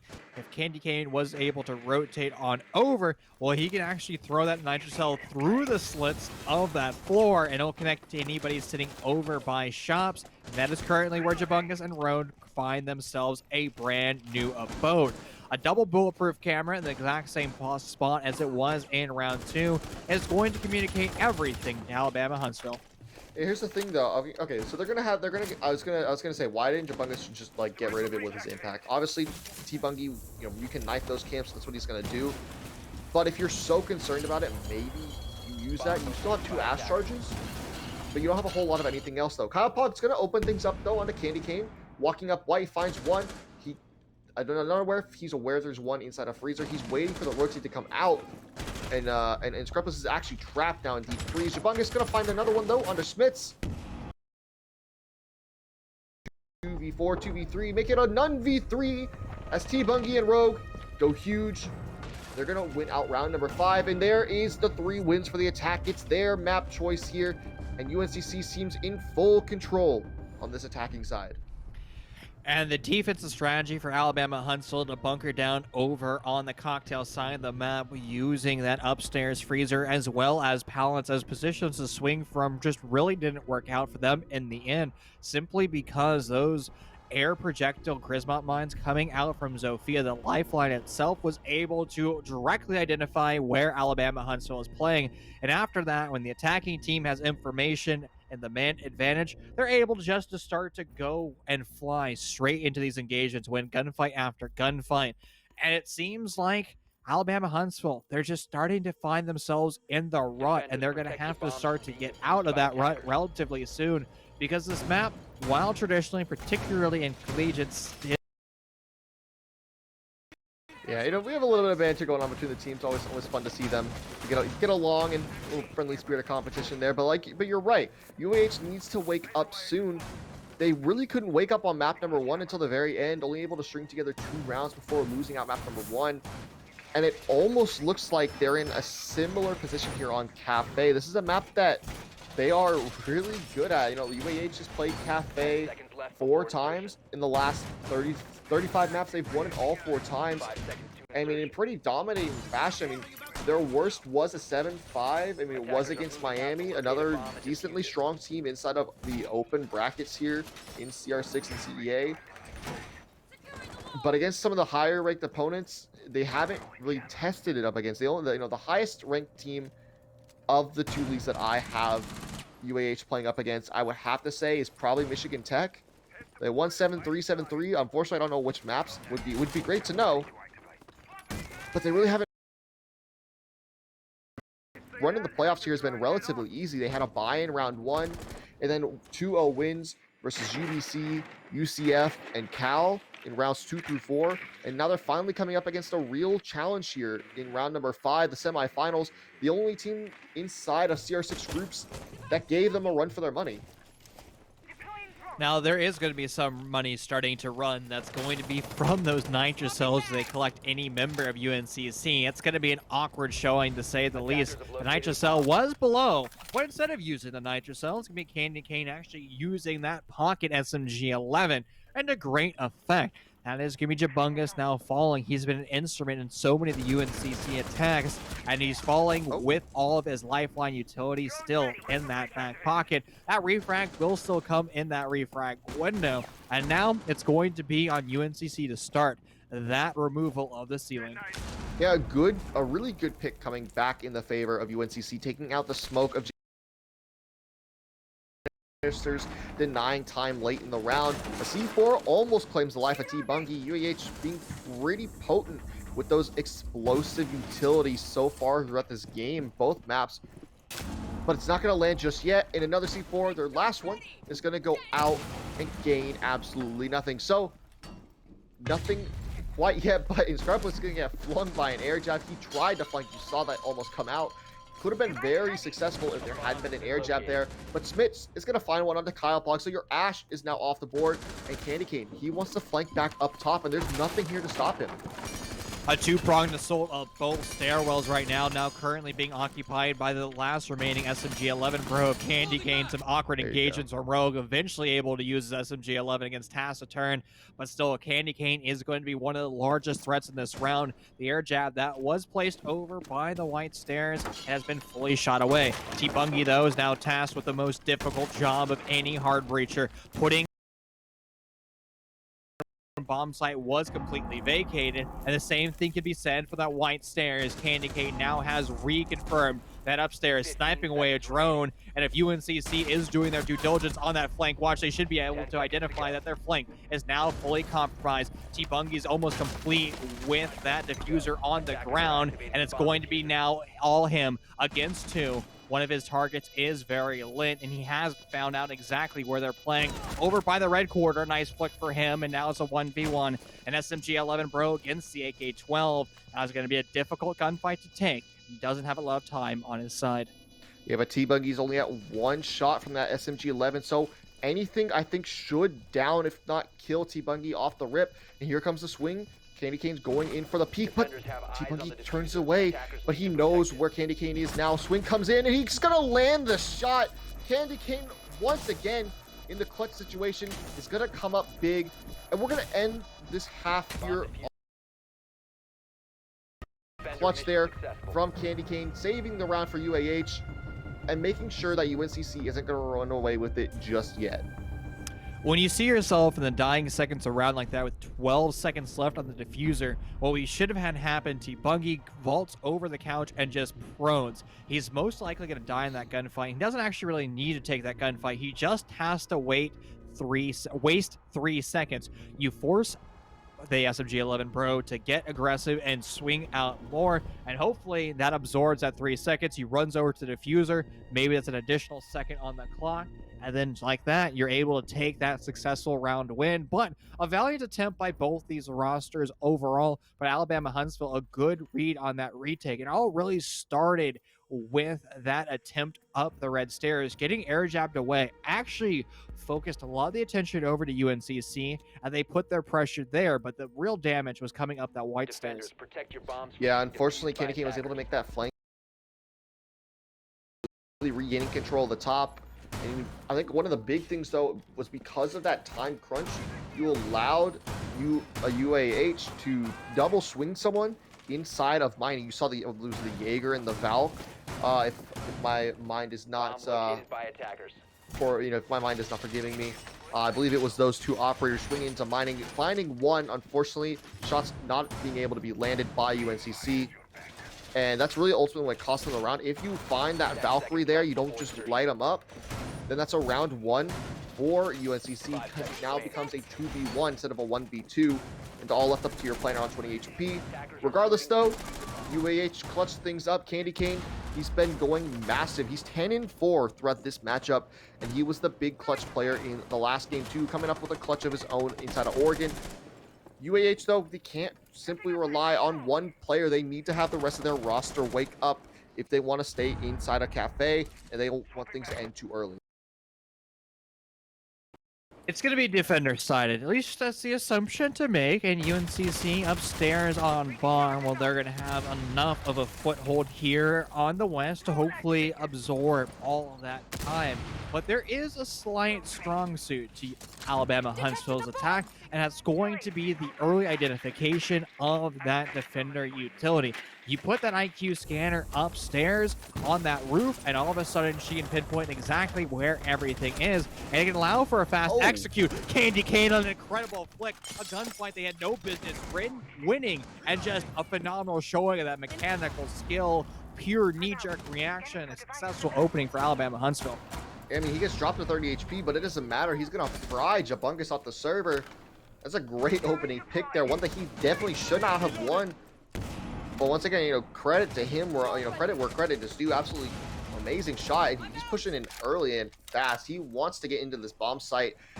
He wants to win this. They don't want to go out just yet. They would rather have a crack at that grand final against the winner of Purdue OK State. But UNCC, they're holding on so far. There's still a minute 20 left to go, and they're down a man. But they're starting to slow down UAH, and that's exactly what you need to do here on Cafe. If you're defending against UAH, you need to figure out how to keep them from pushing in with extreme aggression. There is a strong suit to Alabama-Huntsville. It's going to be that Heaven player, and there is the kill with a unique conversion of an M249 Shaw, and there's to make things even better. There's an SMG-11 Pro with that Mossberg shotgun over in Washroom, ready to go for the swing, but Alabama-Huntsville will have their own swing answered back, swifter and more powerful, and it's now just all on Yeti. Over here in Washrooms, forced to just leave his humble abode, forced to also go for his transition into his secondary, confirming on the down, but Taciturn with the diffuser almost fully complete. It's going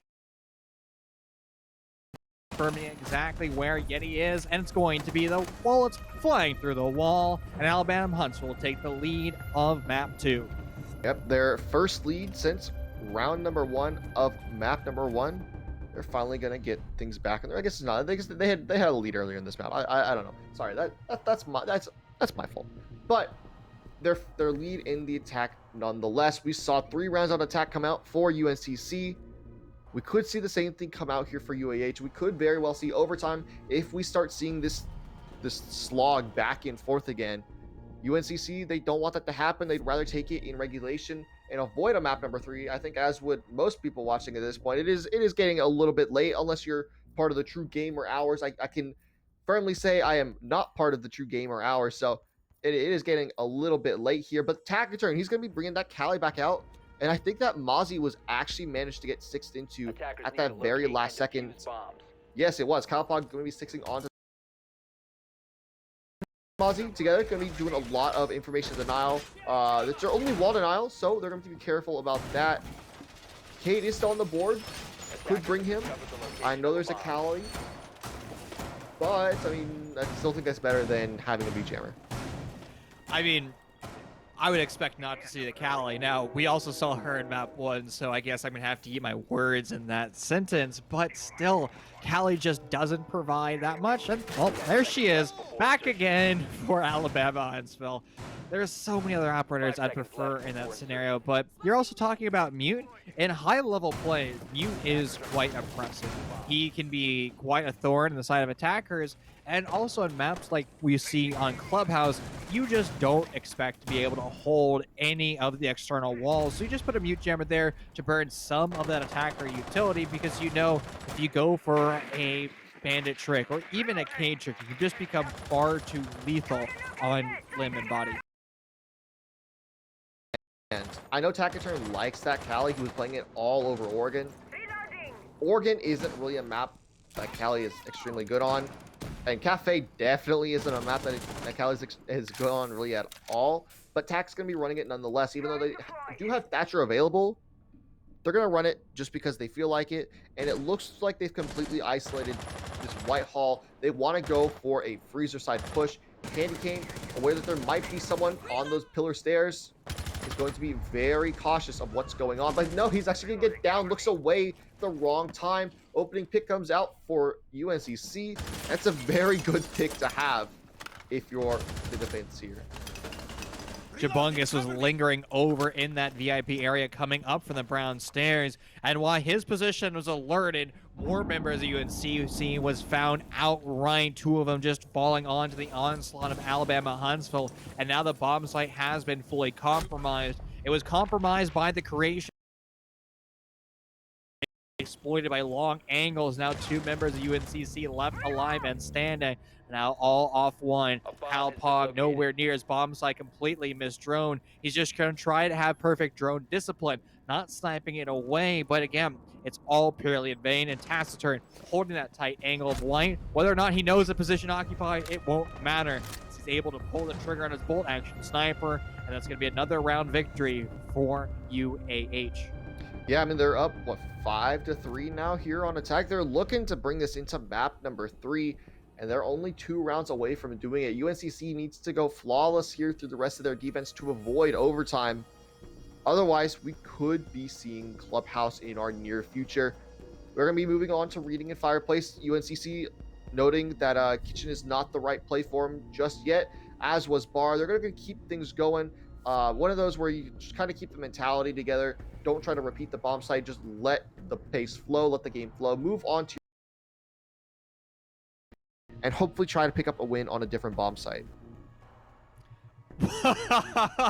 Wow, that's something you don't see every day. And my reaction is to that Fuse. 6 picked away from the IQ into a Fuse. Fuse, an operator that receives no love, and thankfully a smart decision into the gridlock.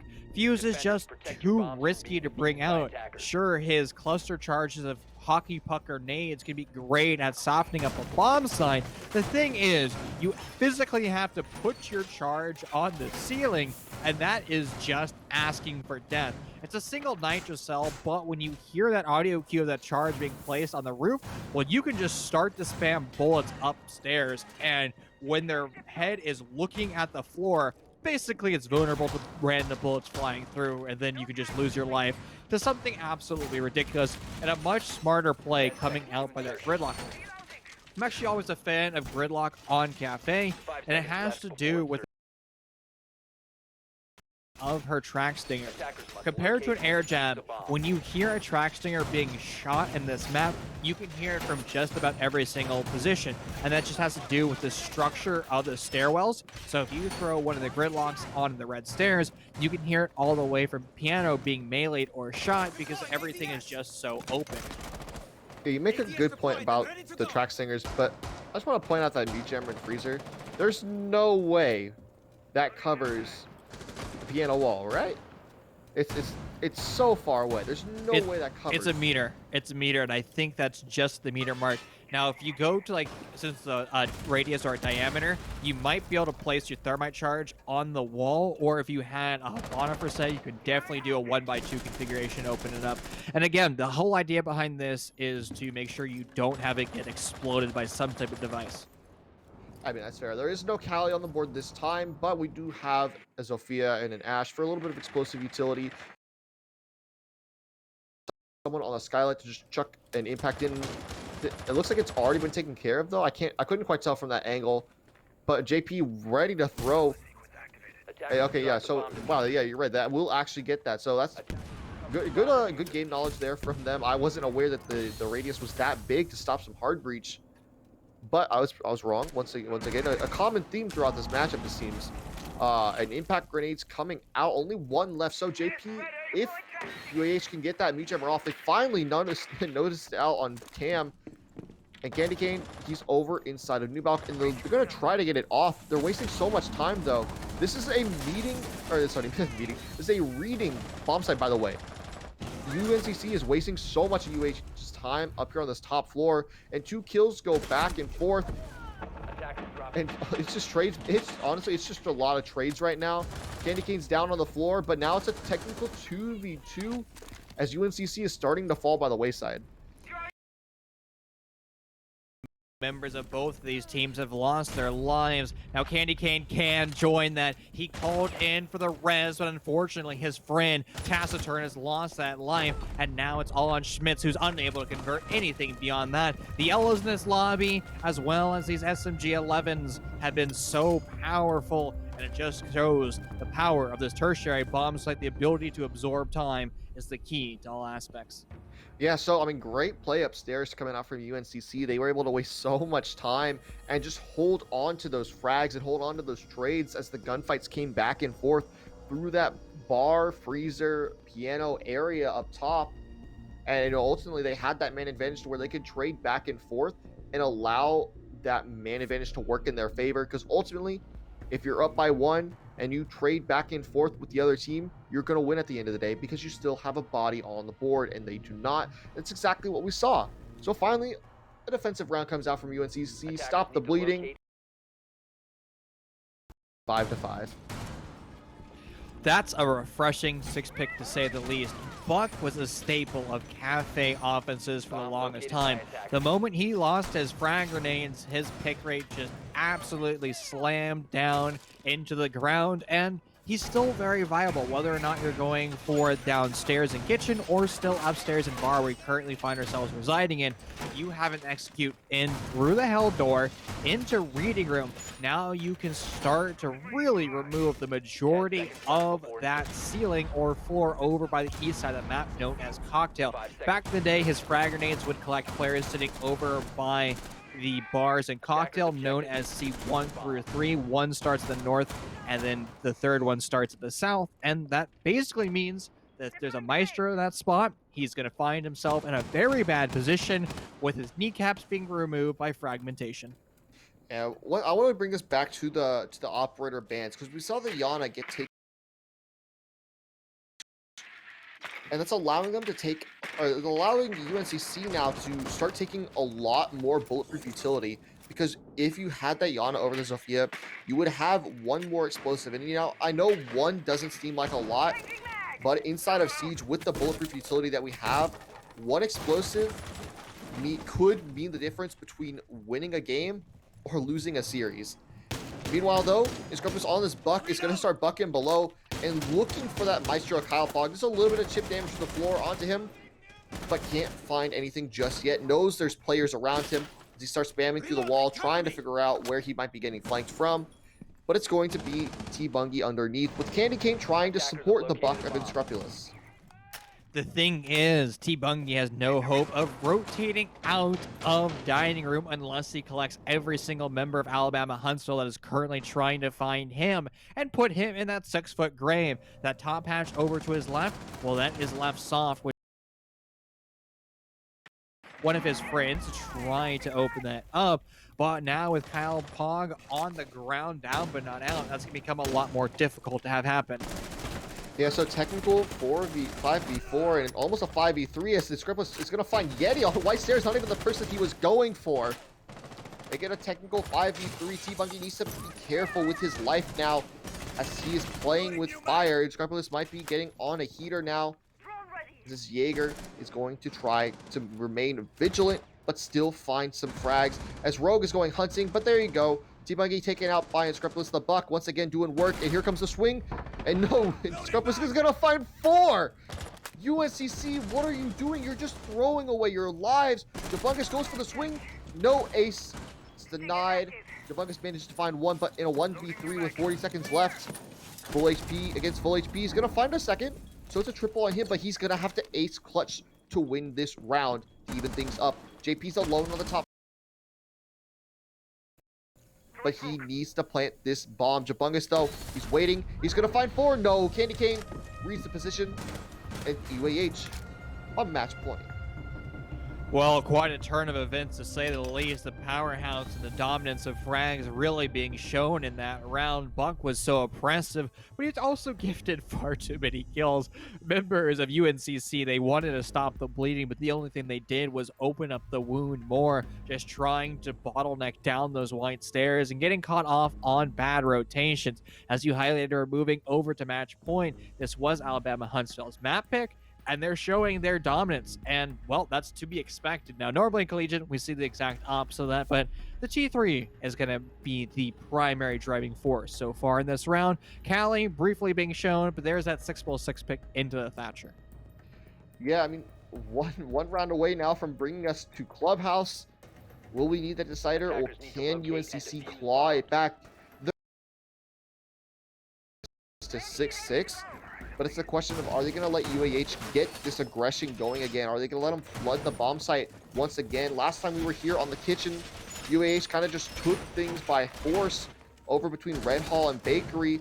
We see this rotation that's being made on that red wall right now by Yeti. Costed at least 2 players their lives inside of the bomb site from the side of UAH. But can UNCC adapt to it and figure out how to hold their process a little bit better and how to more tightly knit this bottom floor defense? Again, these rotations that are being opened up all on this first floor, if we go back to what UNCC or how they lost the round, well, simply because of the long angles that Alabama-Huntsville is able to exploit against UNCC, and they're still setting up the bomb site the exact same way, not learning from the lessons. Could be a dire strain moving forward. And it also seems like Alabama-Huntsville has their own unique way. They're going for a linear execute, already putting some of the track stingers down range over by Wedding Room to stop any rotation that could transpire. Yeah, and Thatcher finally going to be brought out by Taciturn, so no Cali this round, and I'm very thankful for that. I do think Thatcher is definitely the pick that you should be bringing here, especially since he's on the board, he's not banned, and that Jammer going to be taken out by that EMP. JP going to be opening up this prep wall, and already early control here in Bakery comes out for UAH, and there's still 2 minutes left to go in this round. That was actually interesting coordination. While good coordination, not sure it's exactly what the doctor ordered for Alabama-Huntsville. You saw the coordination between the EMP and the Selma charge. The problem was, the reason why that they're debating and waiting about those throws is they assume that there would be some type of utility, particularly going to be electric utility actively tricking that wall. But that's so difficult to do. Even if you're chucking K-Claws, you have to time it perfectly, and it might just not stand. But hey, only lost about 2 seconds doing so, and that's not going to really be that bad in the scheme of what could be the final round. Yeah, I mean, especially since they have the Bakery wall open already, they're not hurting for time at all. All they're really going to be hurting for is if there is a player up top trying to hold the entrance into the bomb site, as they're already starting to get ready for an execute. Kyle is going to get fined 1 on the Inscriptless, so your gridlock now off the board, but JP, he's inside the smoke, going for that plant, and it looks like it should be relatively uncontested. C4 goes out, but is it going to land? There it will. Yes, it will. Attack's going to find 1 on the T-Bungy, and he's going to go down, but UNCC in a 4v2 now with 50 seconds left to go. They just need to wait. UAH needs to push into them and figure out how to get this bomb back. Your top fraggers all left on the board. Candy Cane and Schmitz have 4 to find, and Candy Cane's going to get dropped to about 20 HP, so not a lot he's going to be able to do. Schmitz Sees one's on the run back, but can't find the kill. Finds one, but gets traded out immediately. 20 HP left to go on Candy Cane. There's not a whole lot he can do here. Twisting and turning in the wind, but the wind has voices and it also has bullets. That is going to be UNC taking round 11. They're not quite out of the woods yet, but they're still in a position to take us into overtime. A bad way to go for a linear execute, just pushing in through. That big bakery costs them direly. Plus, you incorporate bad use of smoke grenades. You never smoke the position that you're planning in or just walking in the smoke like that. What you do is you go for a deep smoke. You cut off the defender's line of sight, not your own line of sight. Yeah, I mean, especially since there are 2 nitro cells on the side. There were 2 nitro cells on the side of UNCC.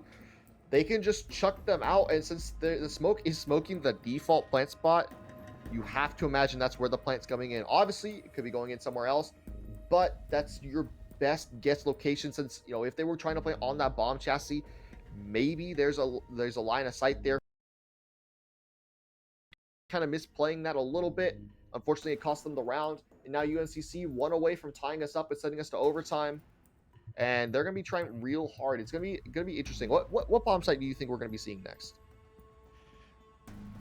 Most likely, I would go to the tertiary bomb site. You were able to win that the last time. I mean, it's up in the air because, right, we would see... I would still go to tertiary. I prefer that. I mean, at a certain point, we saw that being the best bomb site on Cafe for quite a while. It was actually the best bomb site in the entire competitive pool until Oregon entered and Meeting Room just absolutely nuked it out of the water. So maybe you can return into that strength of that tertiary bomb site. Now, with more players dropping out of the lobby, we're actually going to have to dive to a quick break to get everybody back in. Please don't go anywhere. We'll be back with you in a moment. Leave this out. We got this far, don't know how. I see danger. We'll burn down the night. Coming just like the sunrise. You know that we're gonna let it away. Tonight, we're gonna let it away. Tonight, we're gonna let it away. Just like the sunrise, we're gonna let it away.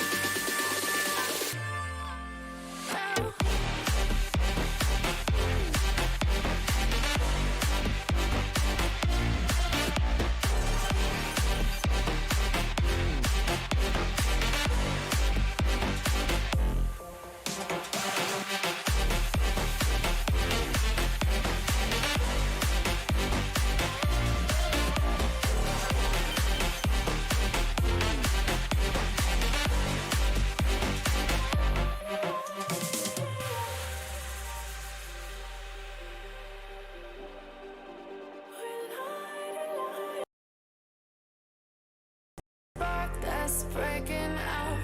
Can't make a stop, can't turn back now. We know that there's no room for doubt. No, we can't turn back now.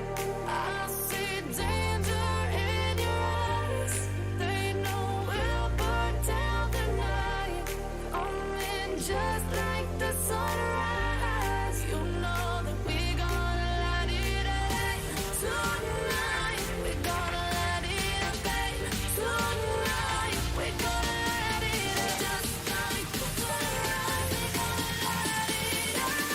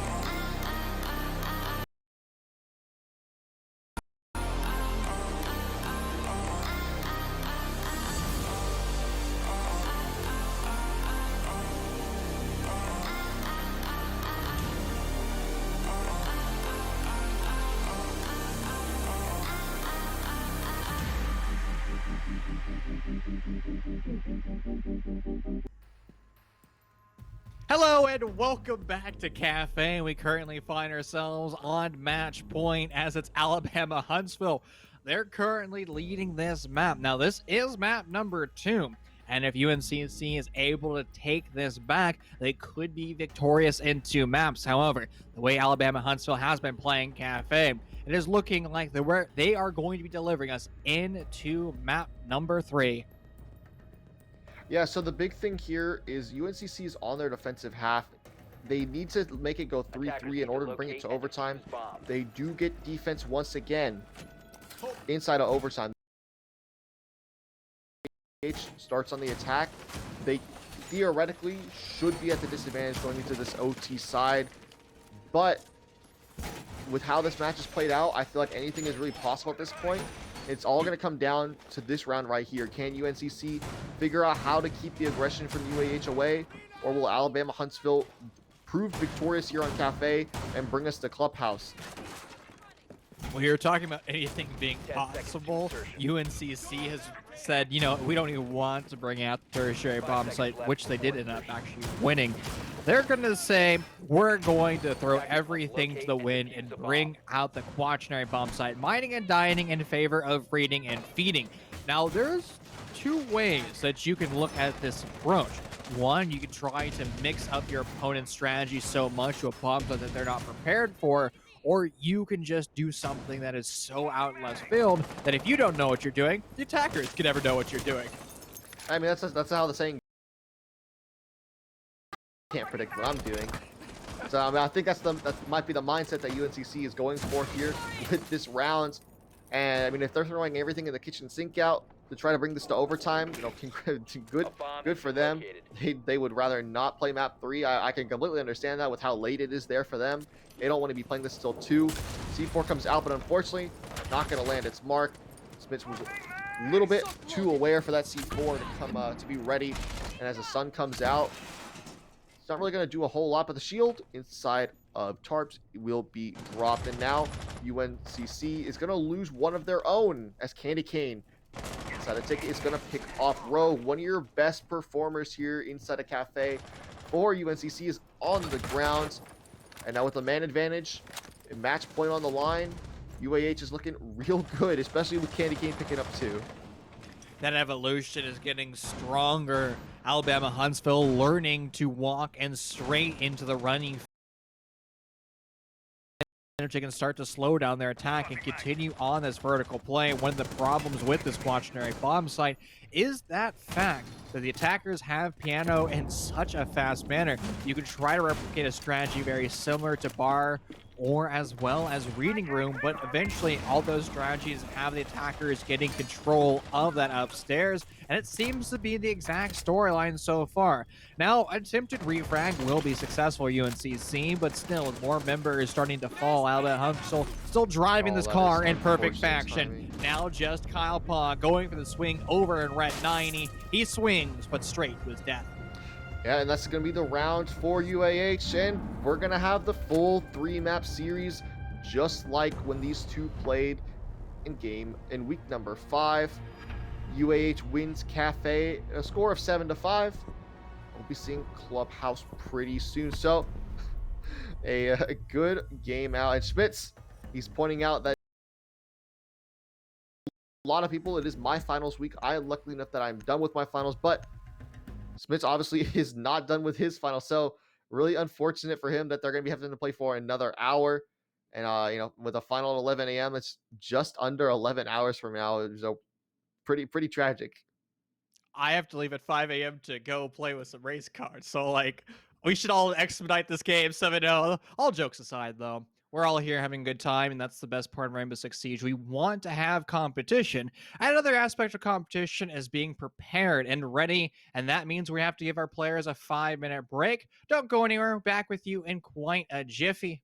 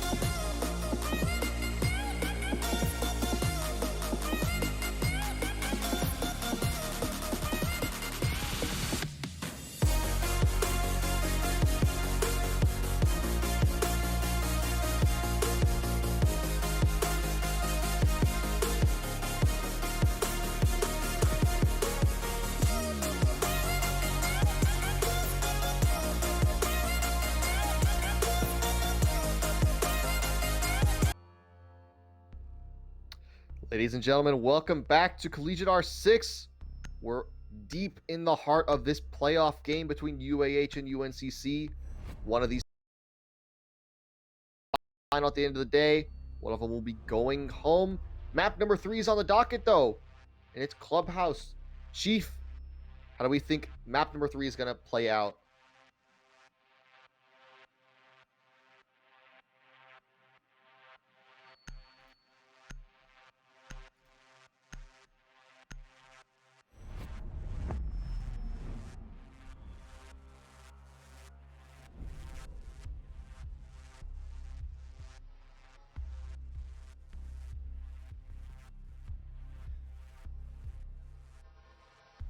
Yeah, so, yeah, like you said, Cade off the board now. Maverick will still be, but the Hibana also still going to be on board and in play here for the attack side of UAH.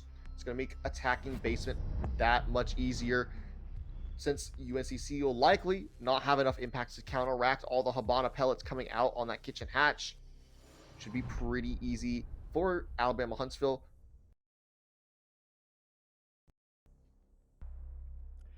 Downstairs in the basement, we will go. Maverick making it through that ban phase means that all those hatches are going to be extremely vulnerable. Now, a unique change of events coming out by Alabama-Huntsville. They're going to bring out a single hard breacher, and that is an ill-advised strategy to say the least, because you need to have at minimum of 2. That way you can open up Dirt Tunnel, all the hatches, as well as have the option of opening up some of that church wall. Now, Ace, he can open up Dirt Tunnel, and he can also open up that kitchen hatch, but he won't be able to do anything beyond that.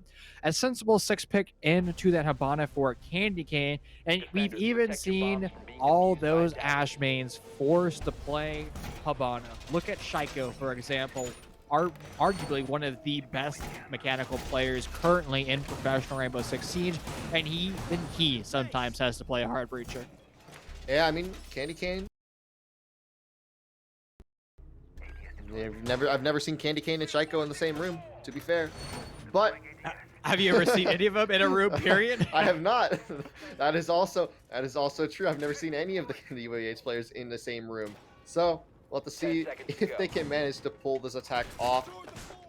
With both Hibana and Mav on the board, the attack should be in a pretty solid place going into this map. You don't have a Thatcher, but there's also no Cade to deal with, so it should make getting the wall open relatively easily.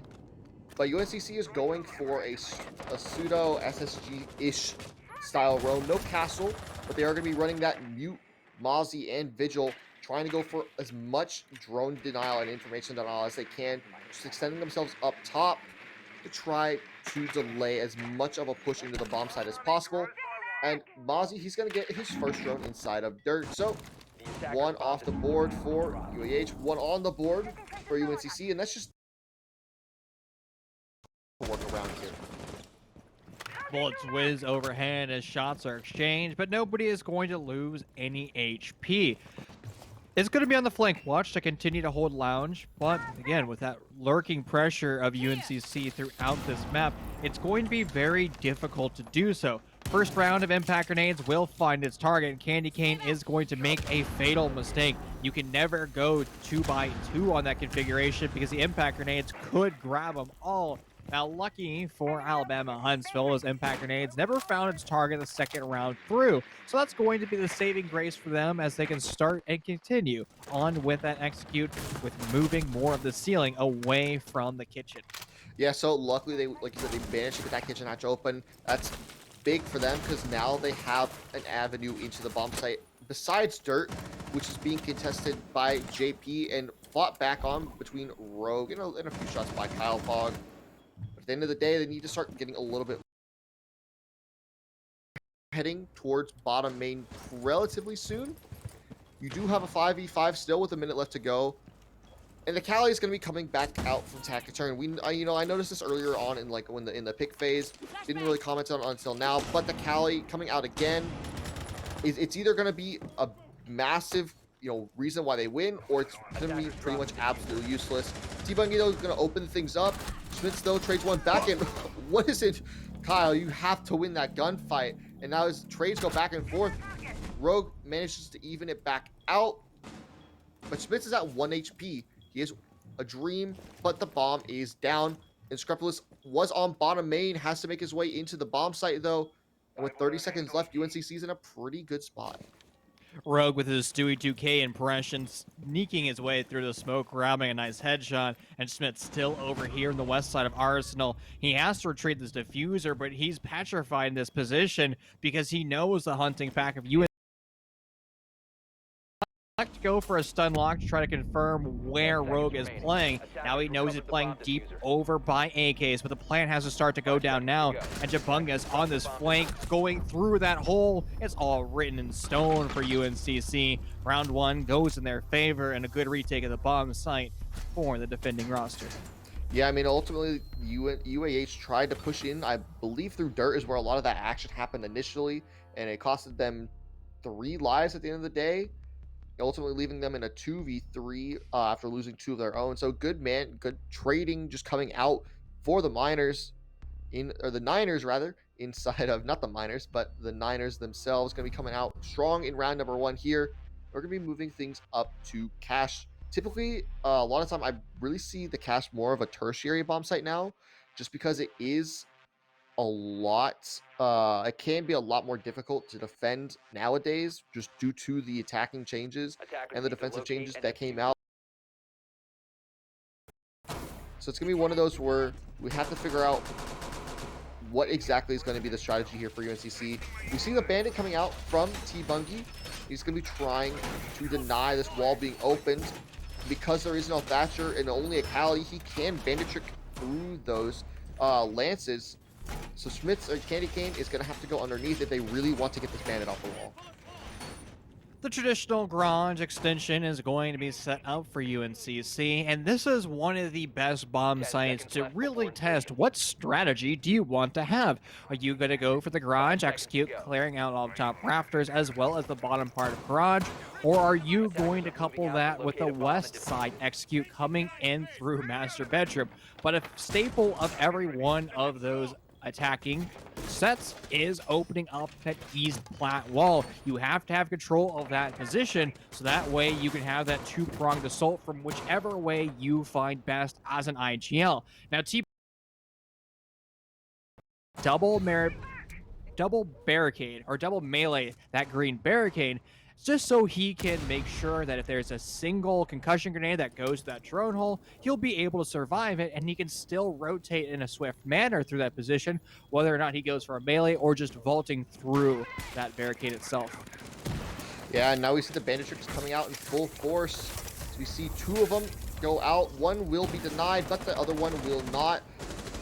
Cali Lance doing its job and getting those original 2 batteries off, but Ace still managing to get work done himself as JP opens up that wall. And now T-Bungie gonna be playing here on top red, trying to deny the entry into the breach, but there's still 2 minutes left to go. And that wall getting opened is only the first step in taking this bomb site. Still a lot of work to do if you're Alabama-Huntsville. Positioning forced over to the north as members of UNCC. They're just stuck, isolated here. They can hear Longy being opened up wide as well as Mini Khan. This is going to an insertion point that isn't just an east main wall. It was a valiant effort to try to go for that bandit trick, but still, with that now off the board, you could actually move that bandit over to the construction wall. This way, they won't be able to find themselves into the bomb site through hard breach as easily. The same way, we're going to see that 416 open things up for the first kill in round 2. And so you're nomad off the board, have to hope that Scriptless had placed all of his air jabs earlier in the round. We heard one go off pretty early on. I believe it was Kyle Plog that hit it over on that Logi side before retreating down main stairs. So nothing really came off of him hitting that air jab, but hopefully Inscriptless got the rest of them set up some point in the round. If he didn't, well, it's just wasting utility now, and Yeti on the swing is going to find Schmitz.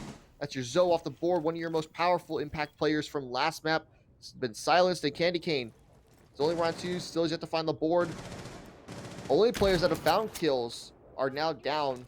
So UNCC in a that Cali sniper rifle is going to start to become very cumbersome as a swing in from the breach. It's all about that zoomed optic, that range, but when you're a couple meters away, it starts to become quite a well, a thorn for an attacker. But Candy Cane flying up the red stairs connects with one. He's now completely in the bomb site, unawares as UNCC. They all start to crumble one by one. The flanks are being read into. The diffuser's almost placed down, and Rogue's gonna have to now leave that rafters. He's been identified over by our window, and shooting away a drone is only gonna confirm that position even more. Attempted pre-fires, but the smoke is gonna conceal a flank over towards the west, just to allow Alabama-Huntsville to have a better crossfire into this bomb site, and relegating Candy Cane to be the sole holder of this. With the red pings coming through and the sprays through the wall, Rogue is still in a very tough pickle, taking damage, and once again, this pickle becomes more and more burnt. There's so little time left for him, and forced to go to the black-eyed pistol, and there we go, Alabama-Huntsville with round 2. Yeah, I mean, site, that's really all it took. Took everything over himself, found 4 kills, and really put UAH on his back there in that round. We saw him go massive in map number 2, and it looks like he doesn't have any intentions of stopping as we head into Clubhouse. 1-1 apiece. As we head back to CCTV and Cash, UNCC is going to have to figure out how that went wrong. What can we do to prevent Candy Cane from walking up red and picking off 4 of us? How can we hold everything down? We were in the last 30 seconds, and we just let our site presence crumble to 1 player. There has to be something that they can do. That's just the problem with Cache CCTV, is as soon as that wall's opened, where are you gonna go? Are you gonna go into Cache? Well, if you go into Cache, you're gonna find yourself with a problem that UNCC was, with too many players stacked on position, unable to hold all the avenues into the bomb site. Or are you gonna go over to the south? Well, that's actually the same thing. Now you have more room to walk around in Garage, but you actually have down the red stairs and hold the nitro cell. That's actually probably the best of those options, but that puts you in a very vulnerable spot where you have to take a 1v1 duel, and that also leaves that red stairs exposed. So again, it's all about these trade-offs and give-offs, and you just have to hope that you've done enough in this round to be able to act as a human Gatling gun, be able to turn and challenge every single one of these door frames. And well, in that past round 2, UNCC was unable to do so. Yeah, right now it's going to come up to T-Bungie and how much of this wall can he prevent from being opened. We saw last round he was only able to get 1 Selma off before JP managed to open up that north side of that plateau wall. Will it be similar this time? I don't know. Candy Cane and Schmitz are working on the opposite side of the map, going in through Tub. And Jabungus is going to be for their first line of contact here. Hopefully they drone in. It looks like they might, but there's... Look, okay, I'm assuming Candy Cane is on drone. There it is. Spots out. Wall bang. Candy Cane. Unstoppable right now. He's going massive across these 2 maps, and he cannot be stopped. That's your Jaeger off the board. One of your most impactful players across this entire series off the board. And UAH with an early man advantage. That's the problem with that rotation back into construction. A lot of really good players have just lost their lives to just somebody holding mouse 1 by spraying and connecting with a headshot. Because again, where else are you going to go in that scenario? Are you going to hide in bathroom? Well, that's going to put you in a spot to be droned out, and you're going to end up losing that engagement 100% of that time. Or do you stand your ground and fight? Well, you're far too vulnerable to any of those south windows, even to Longy. So you just hightail it out of there, and unfortunately, just a good read all around by Alabama-Huntsville, and those reads are getting even better, as you heard that Cali sniper rifle confirm another one of that German operators. Yeah, and a few trades come back and forth, but ultimately it's a 4v2 now for UAH, and they're a little bit of a lead here on the attack half of Clubhouse, as UNCC probably, in my opinion, should have gone for that gym defense, because now they just have Takaturn holding from rafters, and Kyle's about to get his head taken off if he's not careful. And Callie is holding from long range, actually falls off. Now he's repelling up. So, unfortunate timing, but it doesn't matter because Candy Cane just walked up red again. Rogue in a 1v4, making a 1v3 as he finds 1, but there's no shot. He's making it across CCTV with Takaturn holding out on the breach. Ash Charge comes out. Rogue spots the Ash, but it's not going to matter. His only way out is through the window if he doesn't drop. And with 3 to find, bomb's been planted. Actually manages to find the Calais missed shot from Takaturn, missed opportunity there. But in a 1v2 post plant, he has to find 2, and Candy Cane may not let that happen. pushing deeper into construction, trying to directly take the gunfight against JP, which he'll be able to do so perfectly. 23 seconds left on the diffuser time, and it's going to be Candy by the red stairs. And it seems like UNCC is just awkward on this defensive site. They are just essentially putting themselves in a kill box and losing their entire roster count almost instantaneously. They need to set up a defense where they're active on the map, whether or not that's going over to an expansion into Gym Master or an expansion downstairs. They cannot just sit on the bomb site, because you can see the power and the ability that Alabama-Huntsville has at taking gunfights and winning gunfights. Yeah, so both these teams have played Clubhouse 4 times in the recent past between CR6 and CEA, and both have won it 4 times. However, neither have really played it against teams that are good, to be frank. All the teams that these two rosters have played on Clubhouse have been pretty much stomps. So it doesn't really give me a good idea of how good these teams actually are on Clubhouse. But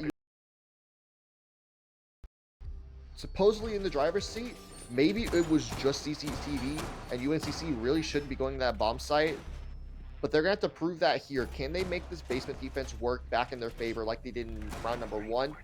And can they follow it up with a win on a different bomb site? Like, surely you must go to Gym Bedroom if you win basement here for UNCC. If you go back to CCTV, I'm gonna call you crazy. And if you lose that after going back to it for a 3rd time, I'm gonna say I told you so. Here's the optimal site rotation. You go to round 5 with Gym Bedroom, and then in round 6 you go into Barroom Stock, and you just leave it there. And that's the best bomb site in the game. If you didn't know, Barroom Stock is absolutely phenomenal. There is no reason to never play that bomb site. And if you do lose that bomb site, well, you just have to repeat it 1,000 times, because it is absolutely golden. It is set in stone. Back in year 1, Barroom Stock was actually the best bomb site in competitive for a very long time, simply because they could never end the map. So maybe, in this series, you pay homage to year 1, season 3, and just make this bomb site just so good as it once was. Honestly, I'd be completely down to see that in this game between these two teams. Maybe we'll see it. But once again, Candy King, he's going for the 4. He's going for the 4x Kairos charge, and that impact should get that as well. Yeah, he's now used 8. So now he's finally gonna go for 2x Kairos at a time. And I think Yeti's just waiting for that, but now he's actually just going to dip out. He says, all right, it's not worth it at this point. He's going to wait. He's going to save his 2 impacts for something else. And I personally probably should have gone for that. Just wasted a little bit more utility off Candy Cane. But at the end of the day, most likely would have been opened with the remaining 4x Kairos that Candy Cane would have had. And now it's once again going to be a push through dirt and kitchen hatch. And this is exactly what we saw in round number 1. The thing is, so that first set he wouldn't have been able to impact trick, but the other sets where impact trick absolutely could have happened. But I mean, the damage was dealt. Candy Cane now only has a configuration of 2x3 left available. That's a max of 6 total X-Pyro pellets. And that's not a lot for Harm Breach. Now you can open up another hatch, but any wall, whether or not you're opening up church, well, you won't be able to enter it unless you go for a Snake's Arm meta strategy, able just to sneaky beaky and slither your way on through. T-Bungy's playing extremely dangerous, and he's finally going to lose his life. I'm not exactly sure what he was doing, swinging around in kitchen with the hatch open, as well as angles under the floor open. So he's going to give away his life there. And now as a drop comes in from JP, they have a bubble on him, and UAH is not in a good spot, but they're also not in a bad spot. They're kind of just in between right now, but now they're in a good spot as they have 2-man up, and Candy Cane drops himself to go for the plants. Make it a 5v2 as Inscrupulous from Oil Pit once again. He's pushing on blue, gonna find one, and now the plants come in. 1v4, Yeti has the ace. Cali sniper rifle from deep inside of Armory is gonna find that final kill. And 3-1 up now for the UAH side, as they are in full control of this clubhouse match. Added to the montage, Alabama-Huntsville looking phenomenal every single way they go. There's no answer back from UNCC. The same problems that they had on their secondary bomb site of Gym Bedroom is still going down. They are unable to waste time in every single strategy. They need to try a roam strat, a grandiose roam where they hold the entire map the next time they go downstairs to the basement, which again is most likely going to be the case for them because they've lost these CTV every time. At least they have won the downstairs basement bomb site once, and there is that tertiary bomb site, Gym Bedroom, a bomb site designed to remove as much hard breacher utility as possible. Yeah, I mean, especially on that cache extension. I mean, you're going to use so much utility over there, especially with the side. It's all about how much attention they actually give that part of the map. Will UAH go for that cache clear, or will Alabama-Huntsville head over to Jacuzzi side and just try to get that going immediately? One thing that's important to note, right now, UAH has a 100% post-plant win rate. Every single time they get the bomb down across this series, they have subsequently won that round. So that's a very important note. If they can get that bomb down, there's a very high chance that they keep winning more rounds. And I mean, in map number 2, even when the bomb was planted against them, in that post plant, they still won. So it's very, very good signs from UAH to take this map just based off of that alone, especially if they can keep getting plants put down. Can JP or Candy Cane make that happen? Yet to be seen in this round, but my best bet would be likely. So far, the wee hours of the most over there in Charlotte, well, it's not their play. They need to have the gamer hours and the G Fuel start to kick into their bloodstream because we've seen this map, particularly in Collegiate, just be absolutely oppressive on the defensive stints. Now, actually, in T2, T3 play, we've seen this map actually start to go attacker-sided for really the reasons why Alabama-Huntsville has been winning these rounds. There's the oppressive nature of an on-site, an onslaught on the bomb site in swift manner. That was kind of pioneered by Aggro, and well, they live up to their name, their organization name, because they play aggressive at every single twist and turn. Good drone economy plus good Ash play. Yeah, I mean, JP, he's now opened up Jacuzzi wall. I mean, as that goes, I mean, pretty solid. Hair jab comes out just to try to bait out some shots. And I mean, it's going to get shot away immediately. And Scriptless actually doesn't really even care that it's been shot away. So, a bit of a waste of utility, to be honest. But with the walls are starting to be open, we already saw Tub. And now we're starting to see what appears to be the CCTV wall attempt to be open, but I believe... Oh, nope, there it goes. We heard the explosion of the X-Kairos. And Jabungus finally going to open things up. Your Nomad off the board. A step in the right direction for UNCC, but they still have a mile to climb. It's going to be unique positioning over by Lodge. It's going to be another one of these positions that Alabama-Huntsville has to be fully prepared for. And it seems like Alabama-Huntsville, they're still perplexed by what could be going on the other side, the east side of the map, over by CCTV and Cash. They're just making sure there's nobody lurking on through. But the lurk has already been caught out. One of those Meister Evil Eyes has just spotted JP, and to add insult to injury, some of that HP has been lost by JP. Now, rotations are going to be fully made by UNCC as Kyle Pog is going to be playing underneath the Gym Bedroom hatch, and this way he can deny a plant, whether or not it's through an impact grenade or just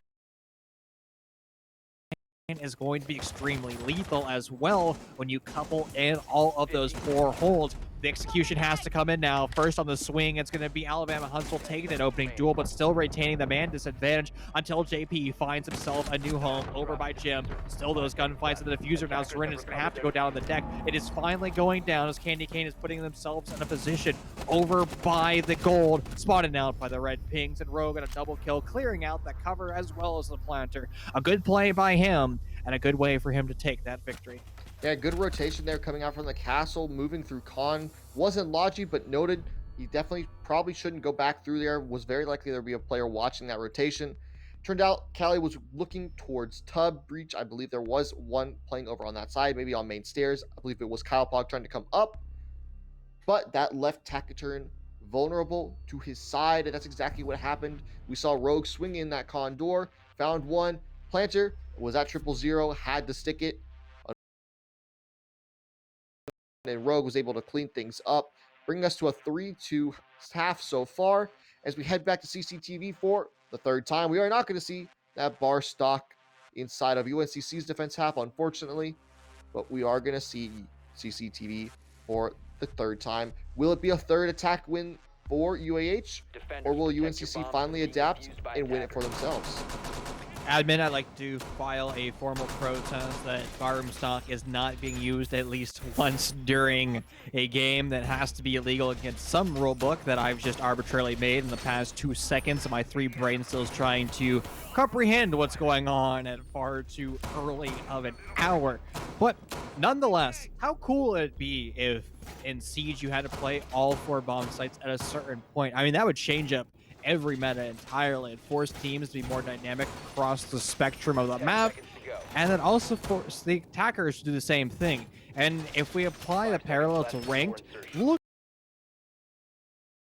since that map has been reworked, nobody knew how to play it. As soon as we saw the Europeans debut it in the first day of the EUL, all of a sudden ranked changed for Chalet, and everyone became really good at that map, and it became attacker-sided overnight.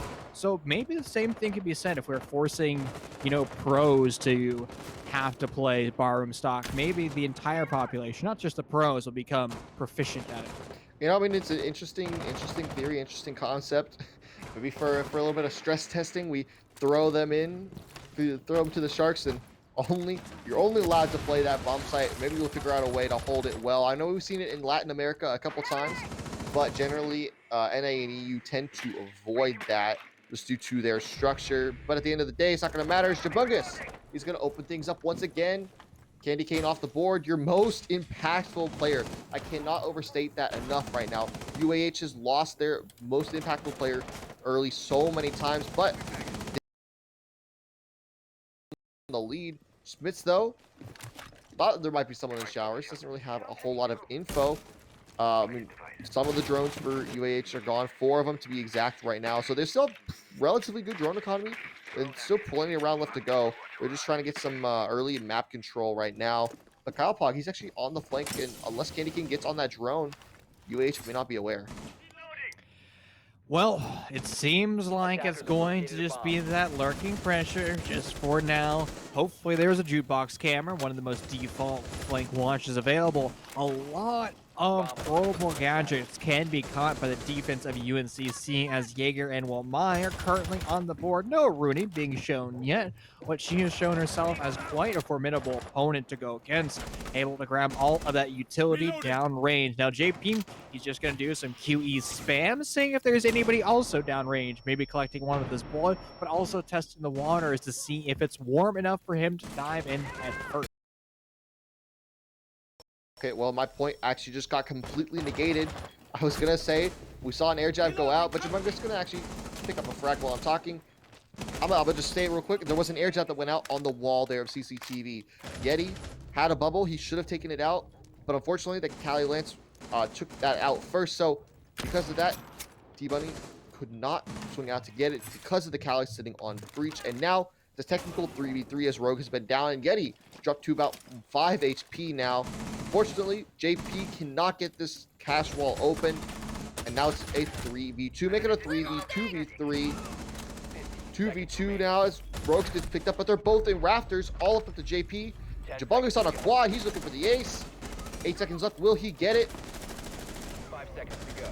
The team kill comes out. He's going to have to ace, and if he doesn't, will he? Yes, he will. An ace and a team kill. Make it a 6K. UNCC's going to end this half at 3-3 after an absolute abomination of a round. Something you don't see every day. I can't remember the last time we've actually seen a 6K. What is that called? If we call a 5 killer an ace, do we call a 6K a hex? I'm maybe. I don't really don't have a word for it. I mean, even like A super ace? ace +1, something like Okay. that. Well, what do you call an ace where Fuse blows the entire team up, his team as well as a hostage? What do we call that? A brain dead move. No, it's genius. First off, Oh. if you're able to kill all 11 occupants of a server, that requires a gigabrain level of understanding for Rainbow Six Siege. Like, we're talking about like Einstein. Like, if there's ever a person that's ever been able to achieve the 11-man ace, like, please DM me. I would pay to see that intentionally, not like a setup one where we're just standing underneath the hostage and waiting for the hockey pucks of doom to land to them. I'm talking like with 11 players falling. Now, there's a potential of that not happening because, let's be real, you'd be kicked from the server unless it's a custom game. But 10 seconds to we go. digress. It's a side switch, and now it's going to be Alabama-Huntsville. They're the ones on defensive side with the cautionary bomb sign, barroom stock. Once again, breaking the hearts of all casting talent that's not being shown in favor of a simple and traditional bomb site. Sad. Yeah, well, what we saw last map is coming to fruition in this map as well. We saw UNCC start out on the defensive half of Cafe, or no, sorry, we saw them start on the attack half of Cafe and go 3-3, but it's actually a rush coming in as Jabungus gets flashed by his teammate, and they already have full blue control, and it's just full send into Armory. Early big pick goes out to Inscrupulous as he gets 2, but Rogue trades 1 back and finds 2 of his own and finds 3. No, but the trades are just going back and forth, and everything's happening so fast. We're 30 seconds in, and we're in a 2v2. Yeti pushing in from Dirt, Jabungus still over in oil pit, and now the plant is going down as Tackaturn is going to try to start zapping away, but no, can't do. Evil Eye's not in the right position, and now the plant's gone down in the first 45 seconds. We actually have one sitting on that wall right next to where Tackaturn was looking. 30 seconds left, 2v2, post-plant. It's going to be a lot for UAH to try to bring this back. Jabunga's in a wall-bangable position. That's such a common place to hold over by dummies. You just have to default that into your mind to go for that pre-fire. Unfortunately, Alabama-Huntsville is not going to make that decision, and they're just going to try to haphazardly take these gunfights. They don't have time on their sides. They have to start to do that now. And with Tackaturn winning 1, that's a strong step in the right direction. Make it now 2 for him as he finishes him off with the suppressed Alda. A nice retake of the bomb site, a valiant effort. And with 2 seconds left on the diffuser, it's going to be free range for Alabama-Huntsville defending the aggressive rush. Yeah, I mean, so a really aggressive rush came in, and it almost worked out for UNCC. They're pretty much just throwing whatever they have a hole left with the time and with how this match has just been going back and forth. Both these teams must be getting pretty exhausted at this point. They're doing whatever they can to try to finish this quick. Almost won it out. I think, you know, if one of those kills doesn't go the way of UAH, if one of those early opening picks doesn't fall by the wayside, then maybe North Carolina-Charlotte pulls that round out and they go up on their first attack. But it was not to be. Tackaturn on that Alda manages to pick up the last 2 remaining players in the server. The post-plant clutch comes out for them as we head up to CCTV. Yes, CCTV will be the next bomb site. So far, it is going to be something that we expect every single time. If you win downstairs in basement, of course, you're going to go over to CC. Now it actually is going to be a strategy and operator lineup more similar to a basement style of defense. It is going to be the Mute Mozzie now in full effect. Drones. Now something that's different is actually the fact that Mute is just shotgun out the bottom of that wall. Now at face value, that makes sense, but also it doesn't, because it's a free range for an attacker to come underneath with good clear and just shoot away that gadget instead of expending out some of that long range projectiles, whether or not it's going to be a Zofia impact grenade or a ash launcher or even a frag grenade. A lot of utility at disposal for UNCC to be able to soften up that wall. No Callie's currently being shown, but Maverick is probably the more sensible of the options. Yeah, I mean, you got a Mav and a Habana working together. You typically might see an Ace. Ace will be losing his smokes if he hasn't already. I don't know if that update has gone into effect just yet. Actually, I know it hasn't. We saw Ace smokes earlier on in the round. It's late if you haven't noticed. But yeah, so Mav and Habana can be working together to get that wall open. We saw Rogue pre-sledging that wall just so when Yeti, we will see that wall fall away. And Kyle Pog gonna make Schmitz fall away to the grave early on in this round. A good opening pick coming out for UNCC, and that's just what they need to get the CCTV round started. The retake downstairs, almost caught out by a drone, almost capitalized on by Ash, and there goes that sledgehammer trying to pinch this player, now stuck over by a swamp with no hope of actually being able to rotate away, but still allowed to somehow, not capitalized on at all by UNCC. They had him drone, they had him pitched, and they had him isolated, and they said, you know what, my friend, I'm going to let you out of your trap. I'm going to allow you to go be free, live your life, and do what you need to. Not capitalizing on that is going to directly hurt UNCC as they go for their eventual execute, but still 90 seconds away. Yeah, and CollegiateR6 still sitting up in rafters. He's going to be playing a pivotal position here as the attack of UNCC comes in. He hears the nades being pinned, and the shot comes out from T-Bungie. Good play there. You're doubling up to catch that rotate. 3 in favor of UNCC. A minute left to go, and they have full garage control, and they're ready to get in. This player's prone top red stairs, though, could be an issue. Candy Cane's going to find the first refrag, though. On to Kyle Pogger. Ash off the board. Bubble gets dropped, and JP, his second smoke is out, but Candy Cane, he's going to find his second. That is your Zoe. So your 2 big fraggers are gone, but Rogue is still available. Yeti's going to find one of his own. 2v2, 45 seconds left. Rogue downs JP. It's all left with the Candy Cane. He's going to have to find 4 in order to win this round. It looks he was almost able to find 1 as T-Bungie gets lit up, but now they know his position. No nitrocell available to him, and the cross cover from Rogue might be good enough to stop Candy Cane, but he hears him up the red stairs. The shield is going to possibly save his life temporarily. Candy Cane is going to have to replicate the success that he had in the previous round, looking the wrong direction. T-Bungie confused and lost and dazed in this round. An elevated position on the diffuser, and Rogue's going to go for the swing, the pre-made hole. It's going to tie ourselves up once again in round 8. Yeah, you know, we've seen Candy Cane in these clutch positions time and time again, and he's won some and he's lost some. Couldn't bring this one out, but it wouldn't have been unheard of if he had managed to win that round. But unfortunately, we're going to be at a 4-4 score line now. UNCC clawing this back, and they're going to be trying to take this the full distance in order to win this out inside of regulation and avoid OT once again. CC being shown, both these rosters are just struggling on the ability to just hold their bomb site outright. Like, why aren't you doing an active strategy to waste time? Instead, you just sit up in your bomb site and just die. And again, another valiant attempt coming out by the defenders to retake their own bomb site, but at a certain extent, it becomes a mistake when the diffuser is going down. It's very similar to football or soccer. Not at the gate or the goalkeeper, and he saves it, that's still a mistake on the defense. You're just lucky enough your goalie is there to save the day, because at the end of the day, you should never have to rely on your goalie in soccer. And when he's there, that means you as a defender screwed up. 5 seconds remaining. Yeah, I mean, as soccer goes, try to prevent the ball from being put in the net, and right now, the defense on this map has really not been able to quite do that. It's been mostly attacker sided. I mean, I guess it's technically been 4 apiece for both attack and defense, but I mean that's still pretty much a win for the attack that they're managing to get this many rounds off. If we're gonna stick to that soccer analogy, and here we go, Rogue. He's gonna sledge open the wall once again.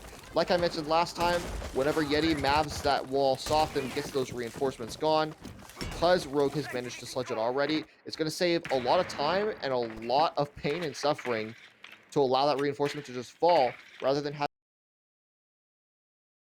by some wall bangs going on from the inside. I don't like this way of pre-opening up the wall. The reason being is you're so exposed to a nitrocell, or you're exposed to somebody just mag dumping that wall, because it's instinctual from a defender. When you hear Maverick open the wall, you just let bullets down range and hope they connect. And when there's no soft wall in way, you're not just blind spraying at that point, you're actually actively with it. Or I guess the other option then is Yeti's going to lose a little bit of HP to the taser of that Meister Cam. Looking at the frag, he knows that camera's fully long gone. Yeah, it's like one of those moments in a cartoon where you see them look at their feet, and, you know, we'll say like Wile E. Coyote when he hops over the ravines, he looks down, he says, uh-oh, and he kind of just falls. It's pretty much what happened there with that evil eye. Saw the nade, nothing you can really do, just kind of get on with it. But Kyle Pog, he's going to fall early, unable to get the opening pick this round. No, says Unscrupulous. It's gonna be the opening pick in favor of UAH. Their first one in a couple. They got the opening pick in round number 7. Everybody's just going to start to die over here in Garage. There's a sea of orange for UNCC, getting credit with 2 bullets from underneath is going to alleviate that pressure as Jabungus is now going to fall. They weren't quite prepared for the oil flank from behind. A textbook play that everybody seems to forget about. Now, Candy Cane has 2 attackers. He might not know on the other side of this wall, a free vault in from Rogue. He should have realized at the moment the double barricade there that he was sitting in some hot water. Now converted into a lead for Alabama-Huntsville. They have the man advantage, but T-Bungie does have the bomb site. That means he also has the diffuser. He can start to plant it at any time he desires. Instead, he's going to take an aggressive gunfight, ill-advised, losing in alt right, and Candy Cane is now going to have to be the second to last line of defense for Alabama-Huntsville and the last line for Yenny on UNCC. 20 seconds left on the clock. Diffuser is still surrendered in the door frame between the 2 bomb sites. Things spotted out by the Meister. Evil Eye crossfire. Candy Cane on the other end of that crossfire says hello with his 9mm bullets. I really have to question there what the play was from the diffuser holder trying to take a gunfight inside a cache. You and your Maverick both have CCTV control, and the other 3 players of the defense are sitting inside of cache, red stairs, and construction. Try to go for a plant in CCTV. You don't have to plant in cache, especially with the breach open. Yes, you're at a man disadvantage. Yes, you could have players come in trying to pinch, but that's better than just trying to solo swing a doorway and getting absolutely dropped. Unfortunately for UNCC, they lost too many players on the flank. They lost the opening pick. Kyle Plog wasn't able to really make a whole lot of an impact that round because Inscrepulous was able to find that early frag onto the Ash. And UAH managed to just trade things back and forth to the end of the day, and they managed to win it out just based off of that alone. And they're going to go up 5-4 as we head back to the basement.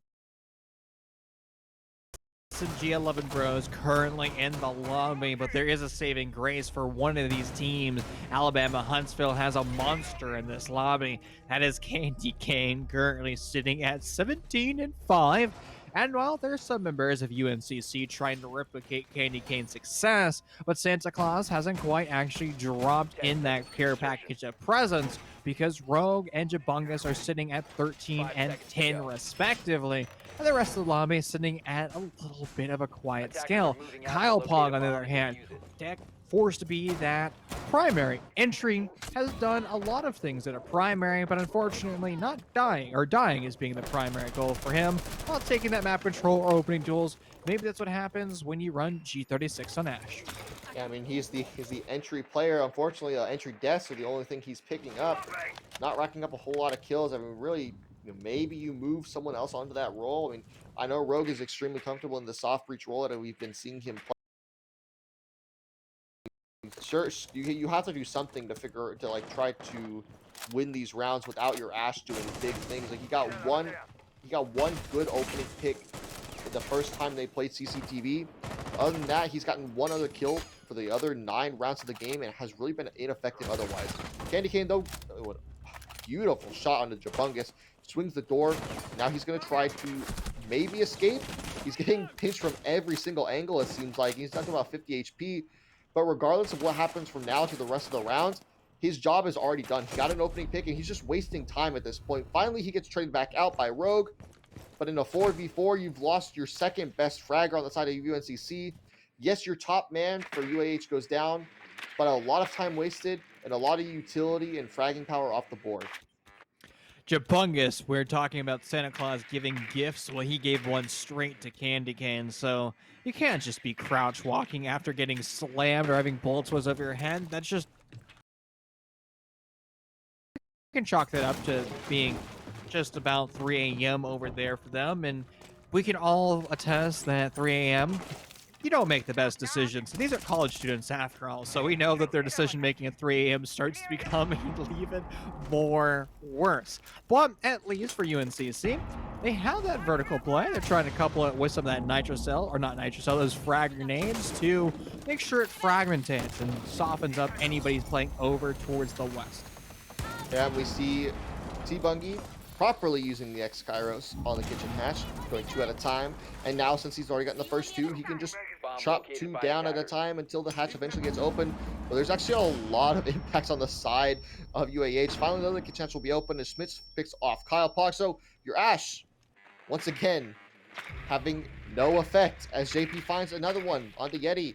UAH 2 kills away from match point, series point, and it looks like we're about to hit that now. T-Bungie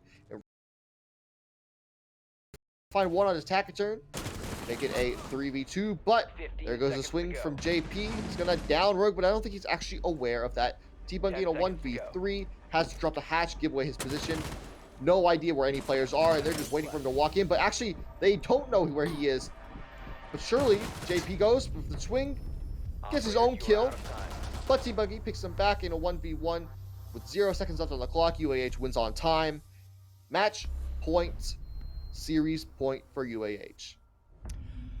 Alabama-Huntsville just found themselves the red mist activated, getting incredibly tunnel vision, just looking at the positions where they thought UNCC was coming.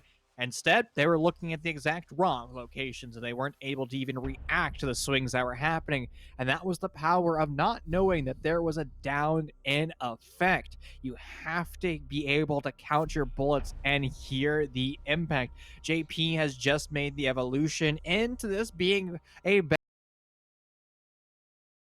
right now, and it seems like our map pool for the remaining 2 maps is going to be Favela and Plain. And we all know that those are the best maps in the game. We actually know Bartlett University is by far the best map in competitive Rainbow Six Siege, and the fact that it's not in every pool is just aggravating.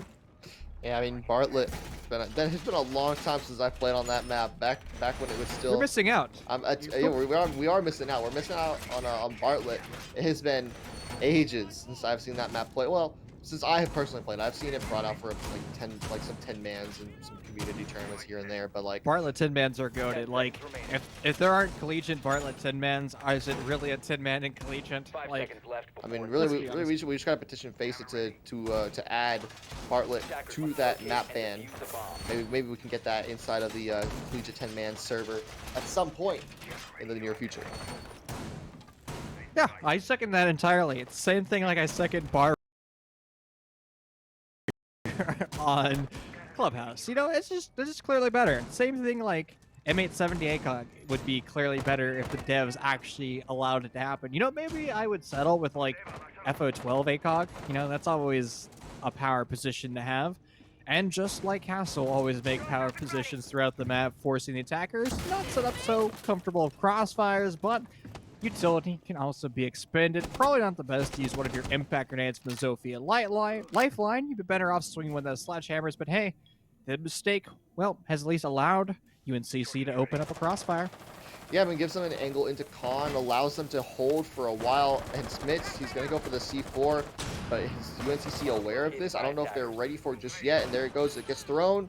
Will it get blown up? I don't know. It may have actually hit. Oh, no, they're just waiting a second. Smits, I guess he missed the throw. Ultimately didn't account to anything. Wasted utility comes out from both teams now. Explosive to explosive.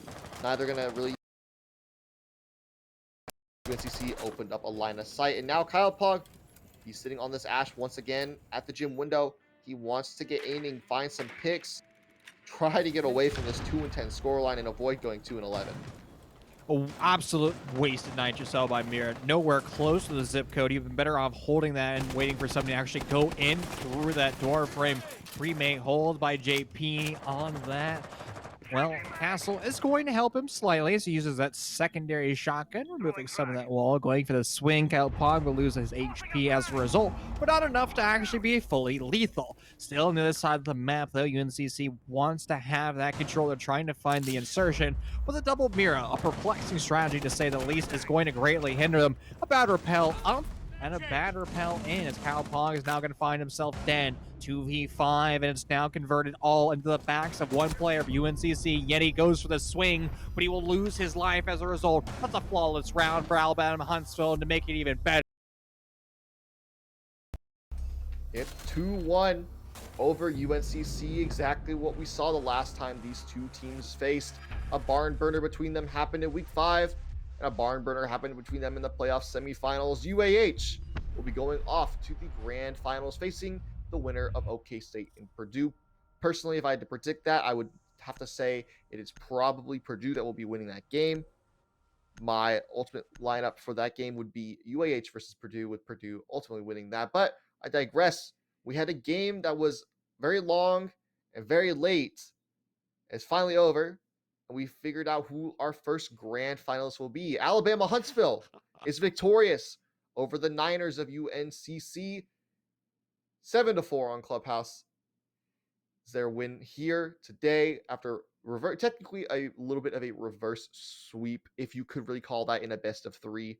But they are victorious 2-1 fashion. Lost the first map, but they came back in excellent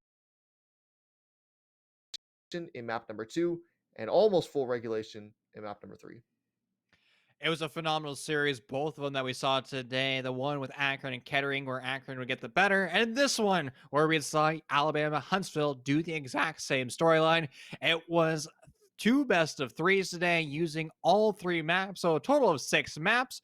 And I think that's going to be enough collegiate for the next day, but fear not, there's still collegiate tomorrow if you need your fix. Stay safe, stay well. We'll be back with you same time tomorrow. Good night.